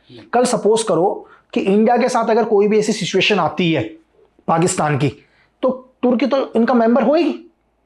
पैसों की फंडिंग कहां से होगी? अरब से होगी। नाटो का सारा हथियार कहां से आएगा? टर्की के थ्रू आएगा। क्योंकि हम नाटो के ऊपर ऑब्जेक्शन लगा सकते हैं कि नाटो क्यों पाकिस्तान की मदद कर रहा है, लेकिन हम टर्की के ऊपर ऑब्जेक्शन, टर्की तो कहेगा हम तो खुद ही, भाई मैं तो खुद ही स्कोर मेंबर का एक हिस्सा हूं पाकिस्तान का। तो किस तरह से हिंदुस्तान को घेरने की एक और प्लानिंग करी जा रही है लगातार, ये देखिए जरा। बट इसमें CIA अलाउ करेगा?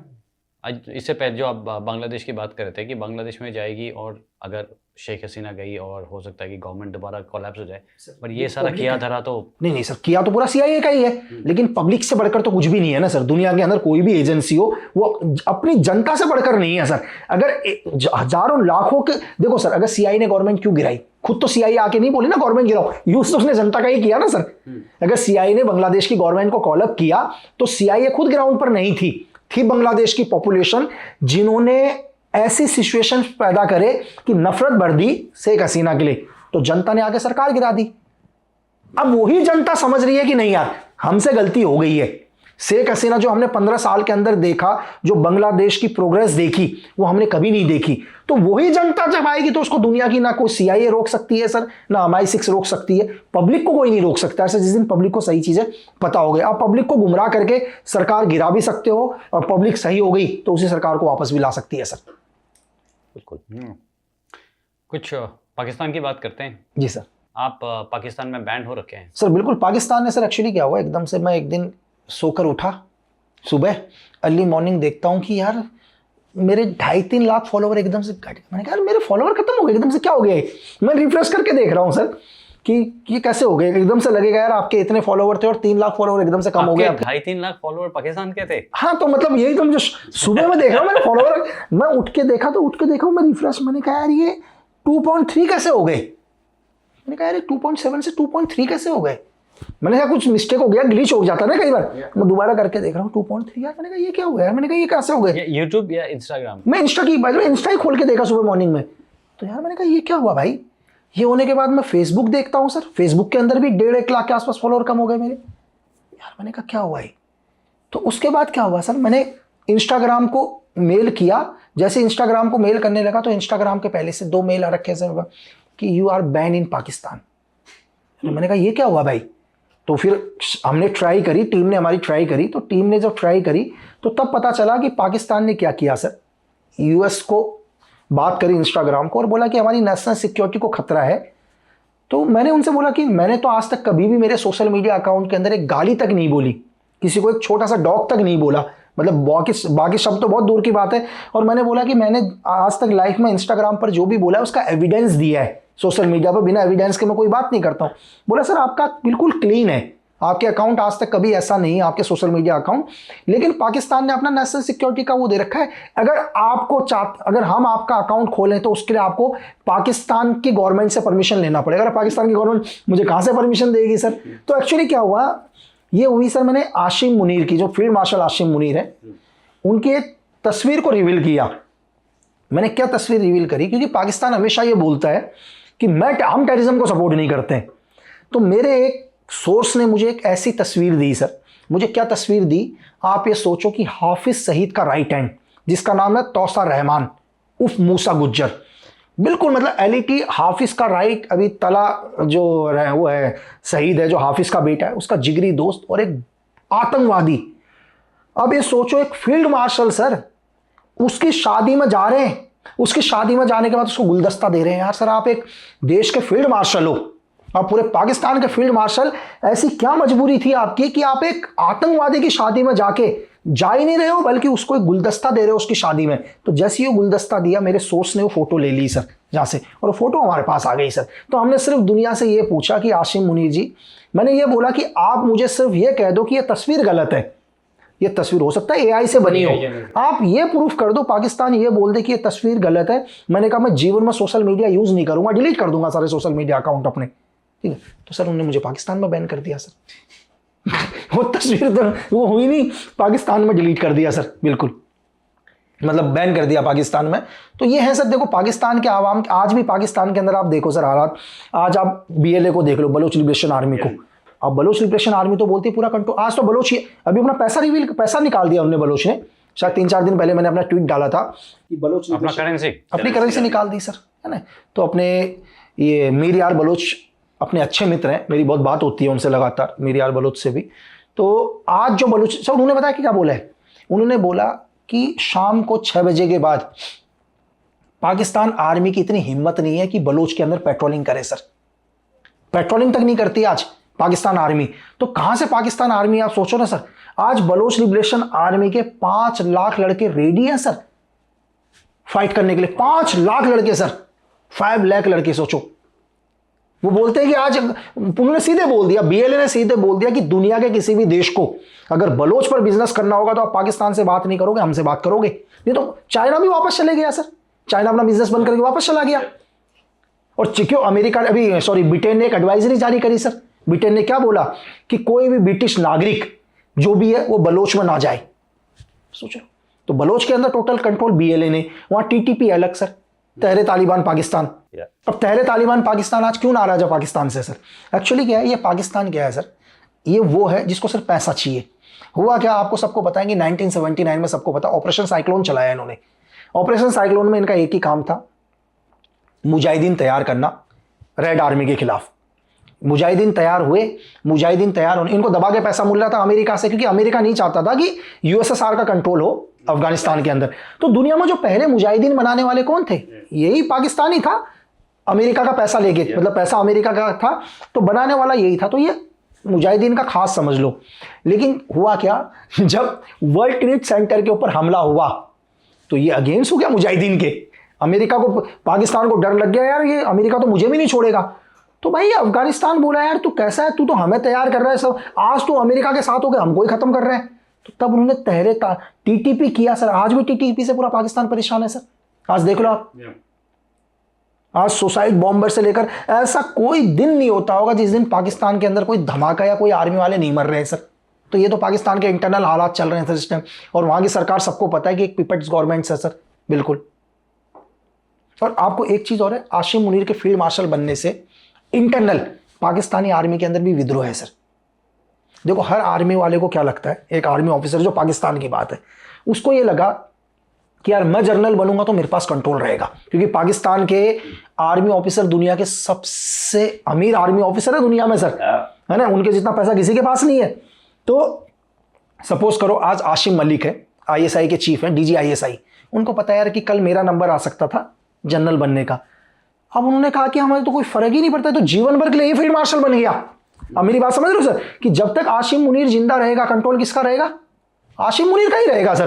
क्योंकि देखो आसिम मुनीर के पास एक ही चीज थी सर, या तो मैं तख्ता पलट कर दूं, शरीफ गवर्नमेंट गिरा दूं। अब शरीफ गवर्नमेंट ने बोला कि यार तख्ता पलट से सर आप क्या चाहते हो, पावर चाहते हो ना, तो आजीवन के लिए आप ही फील्ड मार्शल, तो पूरे कंट्रोल तो आर्मी के पास है। तो कहीं ना कहीं उनके फील्ड मार्शल बनने से, आसिम मुनीर के फील्ड मार्शल बनने से ऐसा नहीं है कि पूरी पाकिस्तानी आर्मी खुश है। पाकिस्तानी आर्मी के अंदर भी एक ऐसा वर्ग है जो इस बात से बहुत नाराज है, जिनका सपना था खुद आगे जनरल बनने का। तो ये उनका इंटरनल इसमें बहुत कॉन्फ्लिक्ट, जो आज इतने आप हमले देख रहे हो, कहीं ना कहीं जो आप देख रहे हो कि बीएलए अटैक कर दे रही है, बीएलए पूरे ट्रेन को हाईजैक कर दे रही है। जब ये लोग क्या कहते हैं, इनकी पाकिस्तान आर्मी जब छुट्टी जा रही है तो बसों से निकाल के शूट आउट, कोई ना कोई तो लोकेशन दे रहा है सर।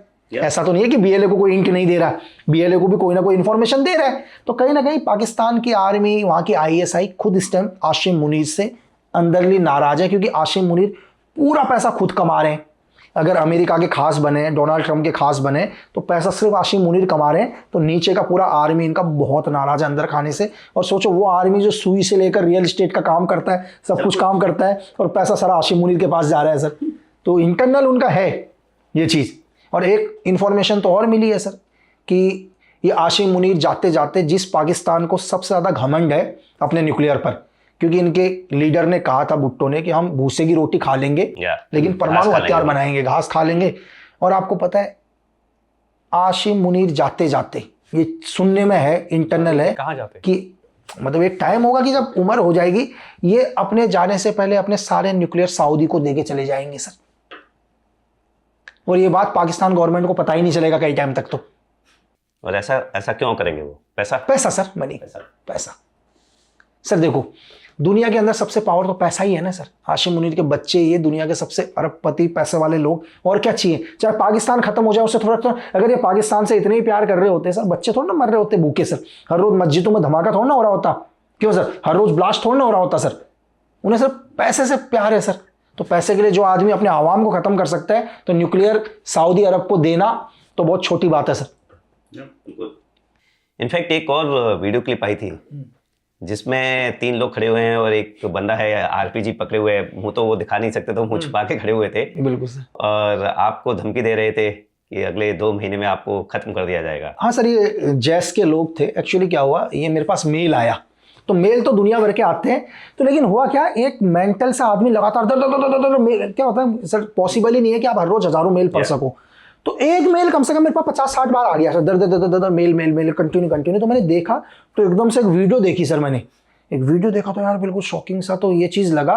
अब मैंने अपने सोर्सेस से पता किया, मैंने कहा यार भाई ये क्या है, तो बोले सर जैस के लोग हैं।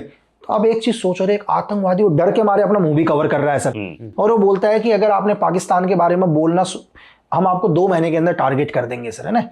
अब मैंने पता किया अपने सोर्सेस से, यार ये कौन है, क्या है, किस, तो ये पता चला कि आमिर हमजा, जिस पर पहले भी अटैक हो चुका है पिछले साल जून में, ये उसके लिए काम करते हैं लोग, जो इसका विंग है ये उस ग्रुप का विंग है।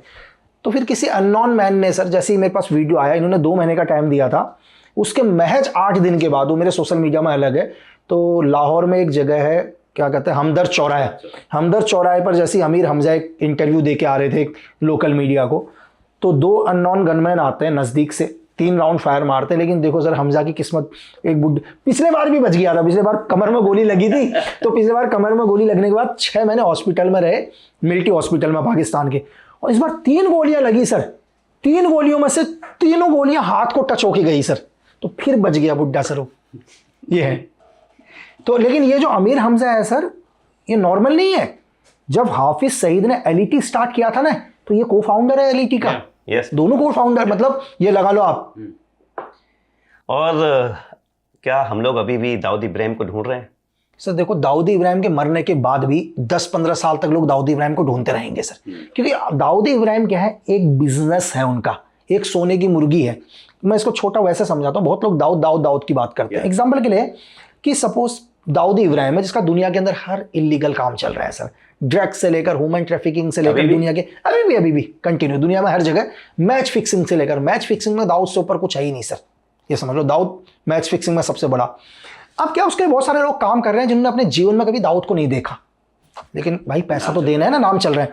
अब सपोज करो कि जिस दिन उन्हें यह पता चल गया कि उनका बॉस मर गया, वो कभी पैसा देंगे सर? वो तो खुद ही मालिक बन जाएंगे। आप हम तो क्यों साला दिन भर हम मेहनत कर रहे हैं और 80% पैसा किसी और को देना पड़ रहा है, 80 पैसा, तो उस दिन से वो लोग 80% पैसा भी रोक देंगे।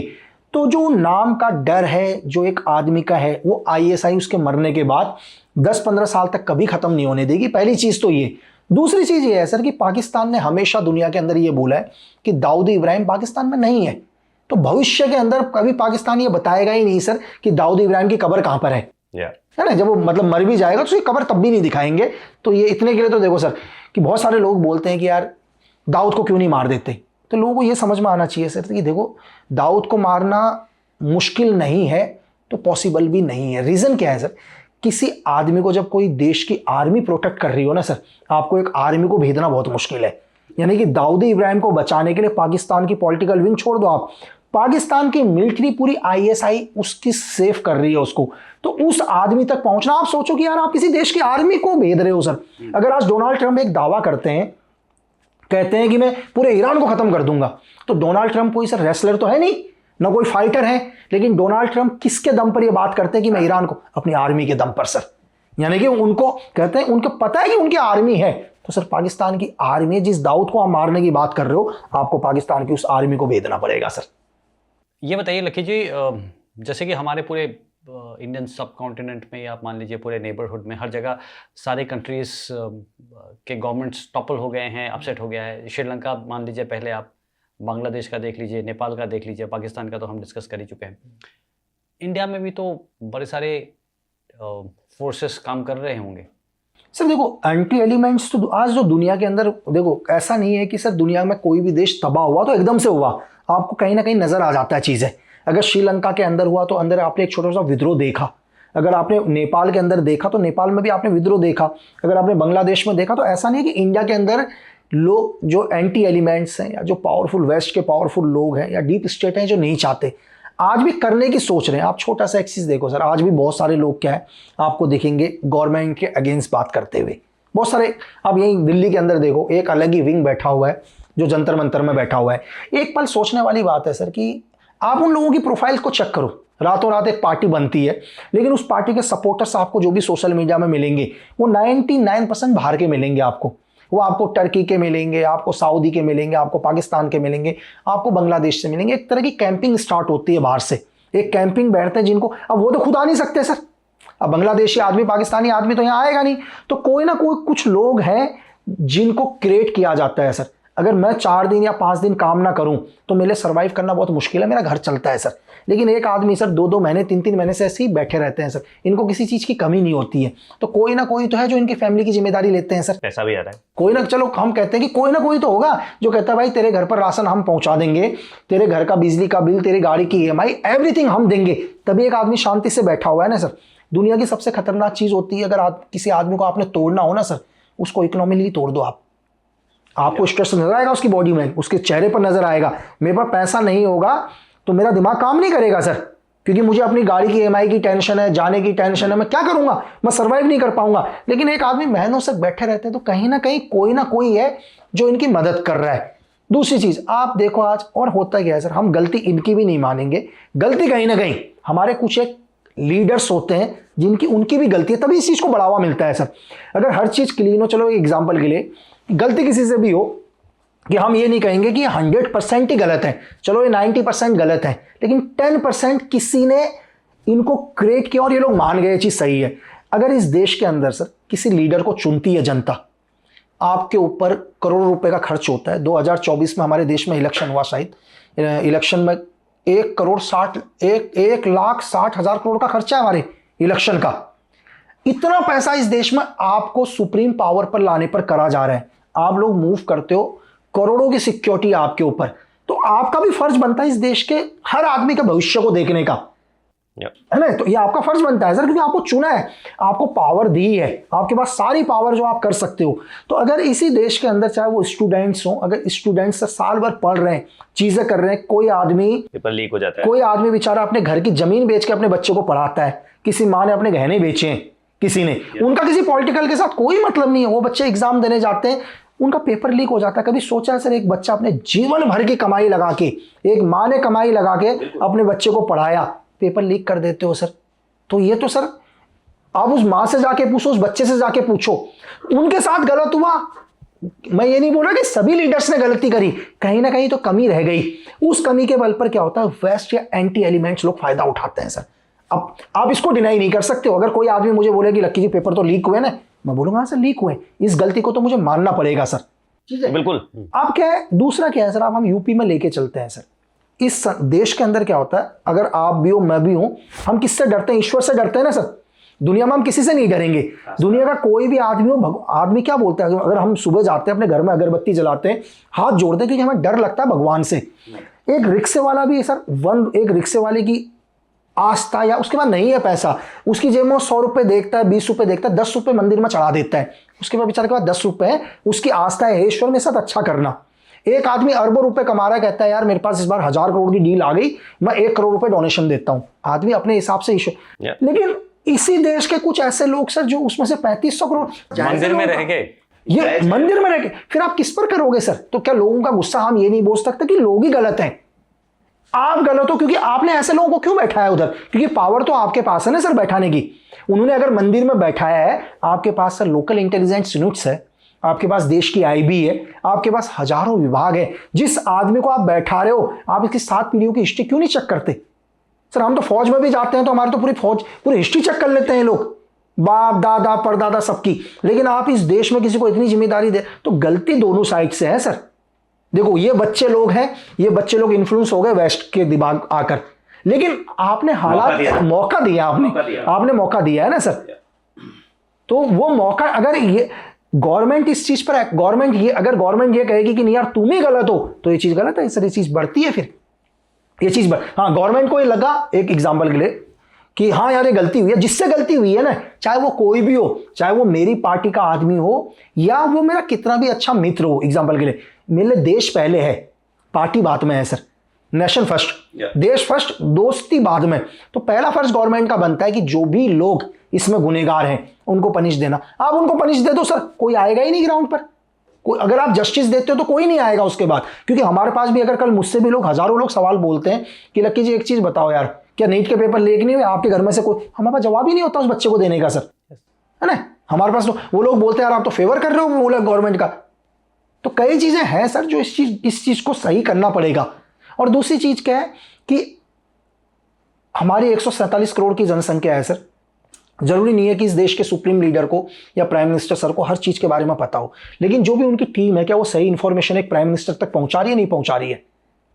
कई चीज ये भी होता है ना सर, देखो कि मैं भी आज सपोज करो कि मैं एक्सटर्नल चीजें ज्यादा देखता हूं, तो मुझे पता ही नहीं होता कि इस देश में क्या हुआ है अंदर, क्योंकि मुझे पता ही नहीं है सर। हम उन चीजों में लगे हुए हैं, जब तक मुझे कोई नहीं बताएगा क्या देश की सही इंफॉर्मेशन सही जगह तक पहुंच रही है, वो भी बहुत जरूरी चीज है। और एक चीज और है सर कि दुनिया के अंदर कोई भी देश बर्बाद हुआ है, उसकी जो नींव है वो भ्रष्टाचार की है सर। आप दुनिया में भ्रष्टाचार खत्म कर दो, ना आतंकवाद होगा ना कुछ होगा, दुनिया में क्राइम ही खत्म हो जाएगा, क्योंकि भ्रष्टाचार है। लेकिन हर आदमी को यह सोचना चाहिए कि वो भी कितना सही है इस देश के लिए, क्योंकि हर आदमी क्या होता है, सोचता है यार मेरा काम निकल जाए, मैं भीड़ में नहीं लगूंगा, चलो 1000 रुपए दे के मेरा काम। यार हम भी उतने ही गुनहगार हैं जितना सामने वाला है, लेने वाला जितना। आप सोचते हो कि यार मेरे 2 दिन बच जाएंगे, अब 2 दिन बचने के चक्कर में एक आदमी को 500 रुपए दे रहे हो क्योंकि आपके 2 दिन बचने हैं, तो गुनहगार तो आप भी हो सर, क्योंकि आप भ्रष्टाचार को बढ़ावा दे रहे हो। इनफैक्ट लकी जी, एक और वीडियो मैंने देखा जिसमें आप भरत तिवारी जी के घर गए, और एक बार जानना चाहेंगे कि क्या ऐसा रीजन रहा और क्या हुआ, क्या चीजें हैं जो उस घटना के पीछे रही। सर देखो, इसके पीछे जो भरत तिवारी के घर तक जाने के 2 रीजन मैं आपको बताऊं मेरे पॉइंट ऑफ व्यू से, जो मुझे लगा कि मुझे जाना चाहिए। इससे पहले मैं आज तक भारत में कभी किसी इंटरनल मामले में नहीं गया हूं सर। पहली चीज क्या है सर, हम लोग भी फौज में रहते हैं, कहीं भी आप लोग स्पेशल फोर्स में रहे। आपसे एक चीज सर, अगर दुनिया में आपके सामने कोई आतंकवादी है और वो बोलता है मैं आत्मसमर्पण कर रहा हूं, तो क्या मारती है फौज उसको आत्मसमर्पण करने के बाद सर? इस देश का सबसे बड़ा उदाहरण है कसाब सर, जिसने इतना बड़ा 26/11 किया, लेकिन वो भी न्यायपालिका में जाने का उसको मौका मिला। चलो ठीक है, भरत तिवारी के हाथ में पिस्टल था, जब तक उसके हाथ में हथियार था आप गोली मार देते हैं ना सर, एक शब्द नहीं बोलते हम। जब तक उसके हाथ में वेपन है, आपने मार दिया, हम एक शब्द भी नहीं बोलेंगे, क्योंकि किसी को भी हथियार उठाने का अधिकार नहीं है हमारे संविधान में। लेकिन जब किसी व्यक्ति ने हथियार डाल दिया, आपको भी मारने का अधिकार नहीं है सर। जब किसी व्यक्ति ने अपना वेपन डाल चुका है, आप उसको लेके जाओ, उसको जेल में डालो। इस देश में जितनी सख्त सजा है हमारे संविधान के ऊपर, हमारी न्यायपालिका के ऊपर, वो उनको देगी।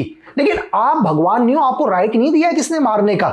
लेकिन अगर आप किसी सरेंडर करे हुए आदमी को लेकर 5 गोलियां मारते हो, तो फिर ये एनकाउंटर नहीं है, किलिंग है, पहली चीज। अगर दूसरी चीज सर, और एक चीज और, अगर यही हत्या कोई और कर देता आपसी रंजिश में, मैं फिर भी नहीं जाता। जाने का एक और रीजन था कि हम किस पर ट्रस्ट करते हैं सर। हम एक पुलिस, आज हम यार पुलिस वाले हैं ना भाई, टेंशन क्यों है। आज किसी से झगड़ा होता है तो हम बोलते हैं चल पुलिस स्टेशन चल, हमारा विश्वास है पुलिस के ऊपर। अगर मेरे से मैंने बोला आजा थाने में आजा, तेरी अभी कंप्लेन करता हूं। अरे सर, लेकिन जिस पर हम विश्वास कर रहे हैं वही लोग ऐसी हत्या करेंगे, तो ये तो ट्रस्ट टूटने वाली बात हो गई सर। क्योंकि आप आम लोग नहीं हो भाई, आप के ऊपर लॉ एंड ऑर्डर को मेंटेन रखने की जिम्मेदारी दी है इस देश ने। जब आप ही लोगों को पकड़ के हत्याएं करोगे तो देश का विश्वास टूट जाएगा। तो इस पे क्या है, उन लोगों को सजा मिलनी बहुत जरूरी है सर, ताकि लोगों के अंदर डर हो। अगर उनको आप पनिश नहीं करते हैं, आज अगर हमारी सरकार ऐसे लोगों को पनिश नहीं करती है, तो जनता का भरोसा उठ जाएगा सर। ठीक है, उसने वेपन उठाया है ना, उसको वेपन के हिसाब से सजा दो। हम ये नहीं कह रहे उसको पनिशमेंट मत करो। कल भी इस देश में कोई भी आदमी हथियार उठाता है तो उसको हाथों हाथ पनिशमेंट मिलनी चाहिए, लेकिन आप हत्या नहीं करोगे सर। अगली चीज क्या है सर, इस देश के अंदर दूसरा जो मेरा गुस्सा था, 17 तारीख को यह एनकाउंटर हुआ था सर, मैं 23 तारीख को बिहार गया था, शायद 6 दिन हो गए थे। नेशनल मीडिया इसको खबर ही नहीं उठा रही सर। जितने भी ये खबर आ रही है, लोकल यूट्यूबरों से आ रही है पूरे देश में। लेकिन यार इस देश का सर एक 4 स्तंभों से एक स्तंभ है नेशनल मीडिया। जब आप इस देश के अंदर अंबानी के बेटे को खांसी आ जाती है, आप पूरे नेशनल मीडिया में चलाते हो, है ना सर। इस देश के अंदर अगर एक सेलिब्रिटी हल्का सा गिर जाए, आप पूरे नेशनल मीडिया में दिखाते हो। एक सेलिब्रिटी एयरपोर्ट से बाहर निकल जाए, आप मीडिया में दिखाते हो। एक सेलिब्रिटी ने अगर किसी को अनफॉलो कर दिया तो 2 दिन तक आप वही दिखाते हो। एक माँ के सामने उसके बेटे को मार दिया, आप दिखाई नहीं रहे। यानी कि भाई आपकी नजर में वो इंसान नहीं है, मतलब आपकी नजर में अंबानी का बेटा बहुत बड़ा देश का नागरिक है, आपकी नजर में एक सेलिब्रिटी बहुत बड़ा नागरिक है जिसने अनफॉलो कर दिया, वो नहीं है जिस माँ के सामने उसके बेटे को 5 गोलियां मार दी। आप दिखाई नहीं रहे हो, क्यों? क्योंकि आपके लिए तो भेड़ बकरी है। लेकिन आपको ये गलत फहमी है कि आप नहीं दिख। मेरा सिर्फ ये मकसद था, मैंने सबसे पहले जाकर यही बोला था सर वहां पर, कि इस देश की नेशनल मीडिया, आपको क्या लग रहा है कि आप ये घटना नहीं दिखाओगे तो देश को नहीं पता चलेगा? मैंने कहा देश तब भी सुनेगा, तुम नहीं। उस दिन के बाद नेशनल मीडिया लगा है सर। तो गुनहगार यहां सब है सर। तो भरत का बैकग्राउंड क्या था सर देखो, जितना मैंने, ऐसा नहीं है कि मैं एकदम से चला गया सर। जब मेरे पास पहली बार वीडियो आई ना सर, वो मुझे बड़ा गुस्सा आया। मैंने कहा क्या आदमी है यार ये, सोशल मीडिया पर, फेसबुक पर, मैंने कहा कैसे लोग हैं यार, वेपन दिखा रहे हैं करके। मैंने तो देखी भी नहीं वीडियो, मैंने देखी नहीं। फिर मैं शाम को किसी दोस्तों के साथ बैठा था सर, तो बोले यार ये देख रहे हो बिहार ना। मैंने कहा छोड़ यार इसको, देख रहे हो तुम, क्या देखते हो चीज़ें। मेरा एक दोस्त है नेपाल के अंदर सर, तो उसने मुझे फ़ोन किया यार, बोला तुम्हारे तो यहाँ बहुत गलत हो रखा, क्योंकि बिहार बॉर्डर नज़दीक पड़ता है हाँ। नेपाल से। मैंने कहा कौन बोला है? अरे मैंने बोला यार तुम्हारे को उसकी पूरी हिस्ट्री तो सुनो। मैंने कहा क्या हिस्ट्री सुने यार? मैंने कहा वेपन दिखाएगा आदमी की हिस्ट्री सुनेंगे? तो भाई उसने मेरे को बताया, मैंने जब डाटा चेक किया सर, करते करते करते करते करते चला गया सर मैं 10 साल पीछे।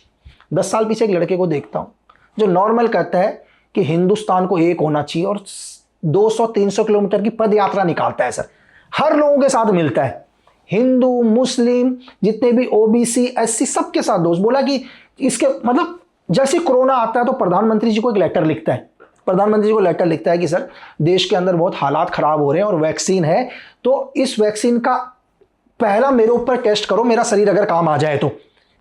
एक लेटर पीएम को लेटर कि इस वैक्सीन को मेरे शरीर में चेक किया जाए, मैं अपना शरीर देने के लिए तैयार हूं।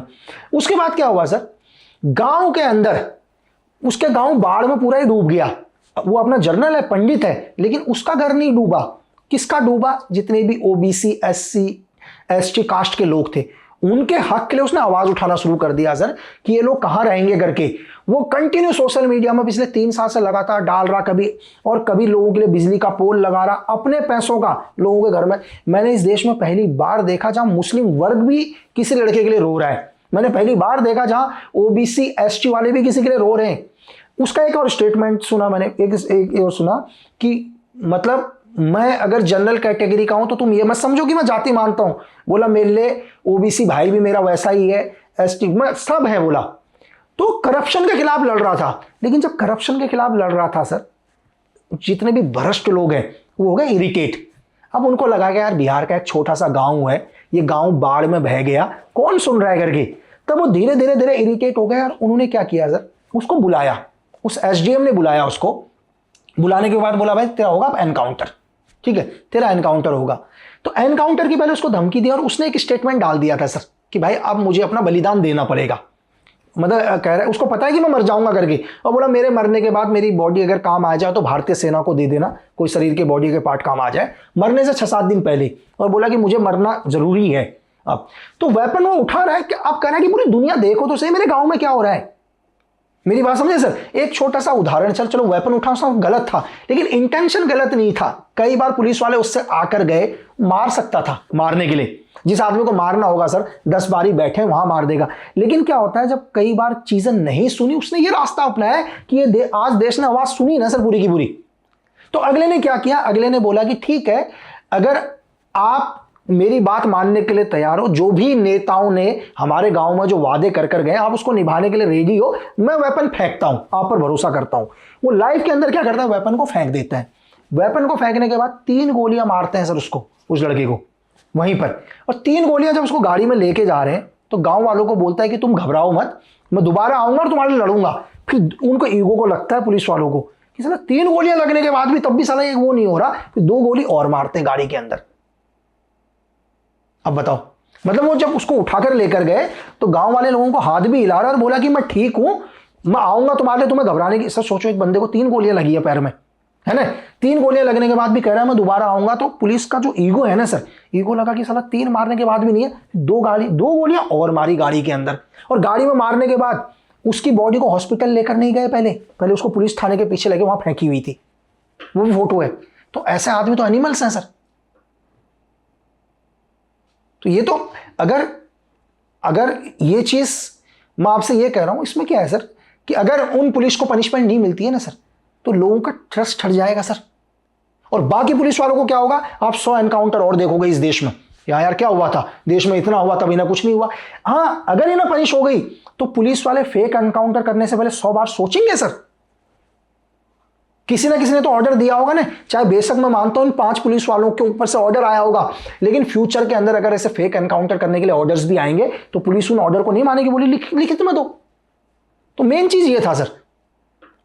अगर जैसे आप बता रहे हैं वैसे हुआ तो सेम सर, वेरी सैड है ना। तो मतलब जो चीज़ें लगी सर, मतलब आप उसको स्टडी करोगे कभी तो आपको लगेगा नहीं। तो हमने दुनिया में बहुत लोग देखे सर, हजारों मरते हुए देखे, कितने लोग देखे, अपने साथी को भी देखे हमने मरते हुए, लेकिन जो चीज़ लगा सर, देखो हम लोग क्या है सर, हम लोग क्या है, हमने वर्दी पहनी है, हमें पता होता है हम ऑपरेशन में जाते हैं, हम उसके लिए तैयार है। एक सिविल आदमी तैयार नहीं होता सर, हमारे में और सिविल में बहुत फर्क है। हम तो रेडी हैं, कल भी आप बोलोगे कि आपने रेडी हो, आप उसके लिए मेंटली तैयार हो कि आप ऑपरेशन में जा रहे हो, हम उसके लिए तैयार हो चुके हैं। हमारे में और सिविल में धरती और आसमान का फर्क है। एक सिविल लड़का 6 दिन पहले ये बोलता है कि मेरा बलिदान है और मुझे बलिदान देना पड़ेगा, तो आप सोचो सर किस हद तक एक आदमी चला गया है करप्शन के अगेंस्ट। तो लकी जी, हम लास्ट में अपने पॉडकास्ट के जो हमारे मेंबर्स हैं जी सर, और काफ़ी क्लोज मेंबर्स हैं, वो हर गेस्ट के लिए कुछ क्वेश्चंस भेजते हैं, तो वो पूछते हैं। एंड ये 2 मेंबर्स तो हमारे बड़े फेवरेट वो हैं, मतलब इनकी वजह से शायद हम वो जोश रहता है कि हम पूछते रहें। जी सर। तो एक प्रतिभा मैडम है, जी सर। उन्होंने बोला है कि लकी जी, औरतों को आप क्या सलाह देना चाहेंगे कि वो मेंटल टफनेस अपना रखें, खासतौर से इंडिया में जहाँ पर मेल डोमिनेटेड सोसाइटी है, तो किस तरह की उनको मानसिक ताकत रखनी चाहिए और किस तरह से इस समाज को फेस करना चाहिए? सर देखो, सबसे पहले तो हमारे को हमारे दिमाग में डालना ही नहीं चाहिए हम कमजोर हैं जीवन के अंदर। बहुत सारे लोगों का पहला थिंक क्या आता है कि यार मैं औरत हूं, मैं लड़की हूं। आपने दिमाग में डालना ही क्यों है सर? आदमी स्ट्रांग होता है दिमाग से, आदमी शरीर से नहीं होता। एक बार अगर आप कभी भी दुनिया का आप एक बार सोच लो दिमाग से कि मैं कर रहा हूं, तो धरती में आपको कोई रोक ही नहीं सकता। आप पहले दिमाग में डाल देते हो मैं लड़की हूं, ये आदमी है, ये मुझे क्या। अरे आप अपने आप को पहले कमजोर, खुद ही कमजोर। अगर आप जब खुद अपने आप को कमजोर मान रहे हो तो दुनिया में आपको आपकी कोई ताकत दिखाई नहीं सकता धरती के अंदर। आपको कभी लगता है एक पल के लिए, आप सबसे अच्छा उदाहरण सर धरती में आप झांसी की रानी देख लो सर। यस, पूरा ब्रिटिश एम्पायर हिला के रख दिया सर। क्यों? उसको पता था मैं हिला सकती हूं। तो आप अपने दिमाग से सबसे पहले चीज ही निकाल दो कि आप एक महिला, एक औरत हो, बस। जो सामने वाला है आप उससे ऊपर हो, दुनिया में आपको कोई नहीं हरा सकता सर। और यकीन मानो कोई नहीं हरा सकता सर। बिल्कुल। आपको मैं एक चीज बताता हूं कि जब आदमी कोई मरता है ना, तो मैम भी सुने, तो मरते हुए आदमी के अंदर जब अपने आप को बचाता है तो 10 गुनी ताकत आ जाती है उसके अंदर। आप मार के देखना किसी को, वो 10 को हिला के रख देगा सर। ऐसा नहीं है कि वो ताकत उसमें हमेशा नहीं थी, उस टाइम वो अपनी ताकत को एग्जीक्यूट करता। ताकत आपके अंदर हमेशा होती है, आपको मेंटली स्ट्रांग होना पड़ेगा सर। नेक्स्ट विवेक राउत जी ने पूछा है, बड़ा खूंखार क्वेश्चन पूछा है एक्चुअली, इसको मैं पढ़ने लगा तो बहुत मुश्किल हो जाएगा, बट या ब्रॉडली वो ये मीन करना चाहते हैं कि टेक्नोलॉजी का डिसीजन मेकिंग में क्या असर पड़ा है? सर देखो, असर तो पड़ा है। पहले क्या है, अगर हम जैसे फॉर एग्जाम्पल के लिए मैं हूं, आजकल लोग 90% टेक्नोलॉजी पर डिपेंड हो चुके हैं सर। आज जो भी टेक्नोलॉजी चल रही है, पहले आप अपना खुद का चीज़ें सोचते थे, ये चीज़ सही है गलत है, अपने ब्रेन का यूज़ करते थे, आसपास की जो चीज़ें हुई हैं उनको एनालाइज करते थे। आजकल टेक्नोलॉजी इतनी है कि आप कई बार क्या होता है, डिसीजन आपका खुद का नहीं होता, आपका खुद के ऊपर बिलीव नहीं होता। अगर मुझे ये लगता है कि यार कि कल क्या मौसम सही हो सकता है, मैं चैट जीपीटी से पूछ रहा हूँ, चीज़ें लगता कहता है यार कल मौसम सही नहीं होगा। मैं टेक्नोलॉजी पर मैंने बिलीव कर लिया और मौसम कल सही था, मैं बोला यार मौसम तो सही था, साला एकदम से चीज़ें हो गया।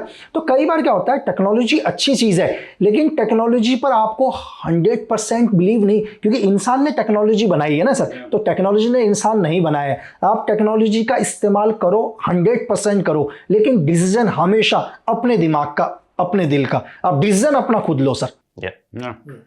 एक नीरज जी हैं, उन्होंने पूछा है कि लकी जी, आप इतना निर्भय होकर बिना डरे सोशल मीडिया पे काफ़ी सारे स्टेटमेंट्स देते रहते हैं और आपको पाकिस्तान से और कई और जगह से भी थ्रेट आते रहते हैं, तो क्या आपको कभी डर नहीं लगता है? सर देखो, एक बहुत पुरानी पिक्चर का एक डायलॉग है सर लोगों का, कि पिक्चर में मैंने एक डायलॉग सुना था और बहुत अच्छा लगा वो, कि मौत सब जगह से है लेकिन आएगी एक ही जगह से। एक पुरानी पिक्चर का डायलॉग है। तो दुनिया के अंदर ये है भाई कि किसको थ्रेट नहीं है सर? आपको क्या लगता है कि जो लड़का बिजली के पोल पर इस बरसात के मौसम में काम कर रहा होगा उसको थ्रेट नहीं है? जो आज दिन भर बस ड्राइव कर रहा है उसको थ्रेट नहीं है सर? वो तो बस बिल्कुल सही चलाएगा, या कोई भी आदमी गाड़ी सही चलाएगा, दूसरा गलती। एक्चुअली उनको बताया नहीं गया ना, लेकिन आपको तो बता रखा है। हाँ नहीं, लेकिन ऐसा नहीं सर। देखो मैं आपको क्या बोल रहा हूँ कि आदमी का मेंटली है सर ये।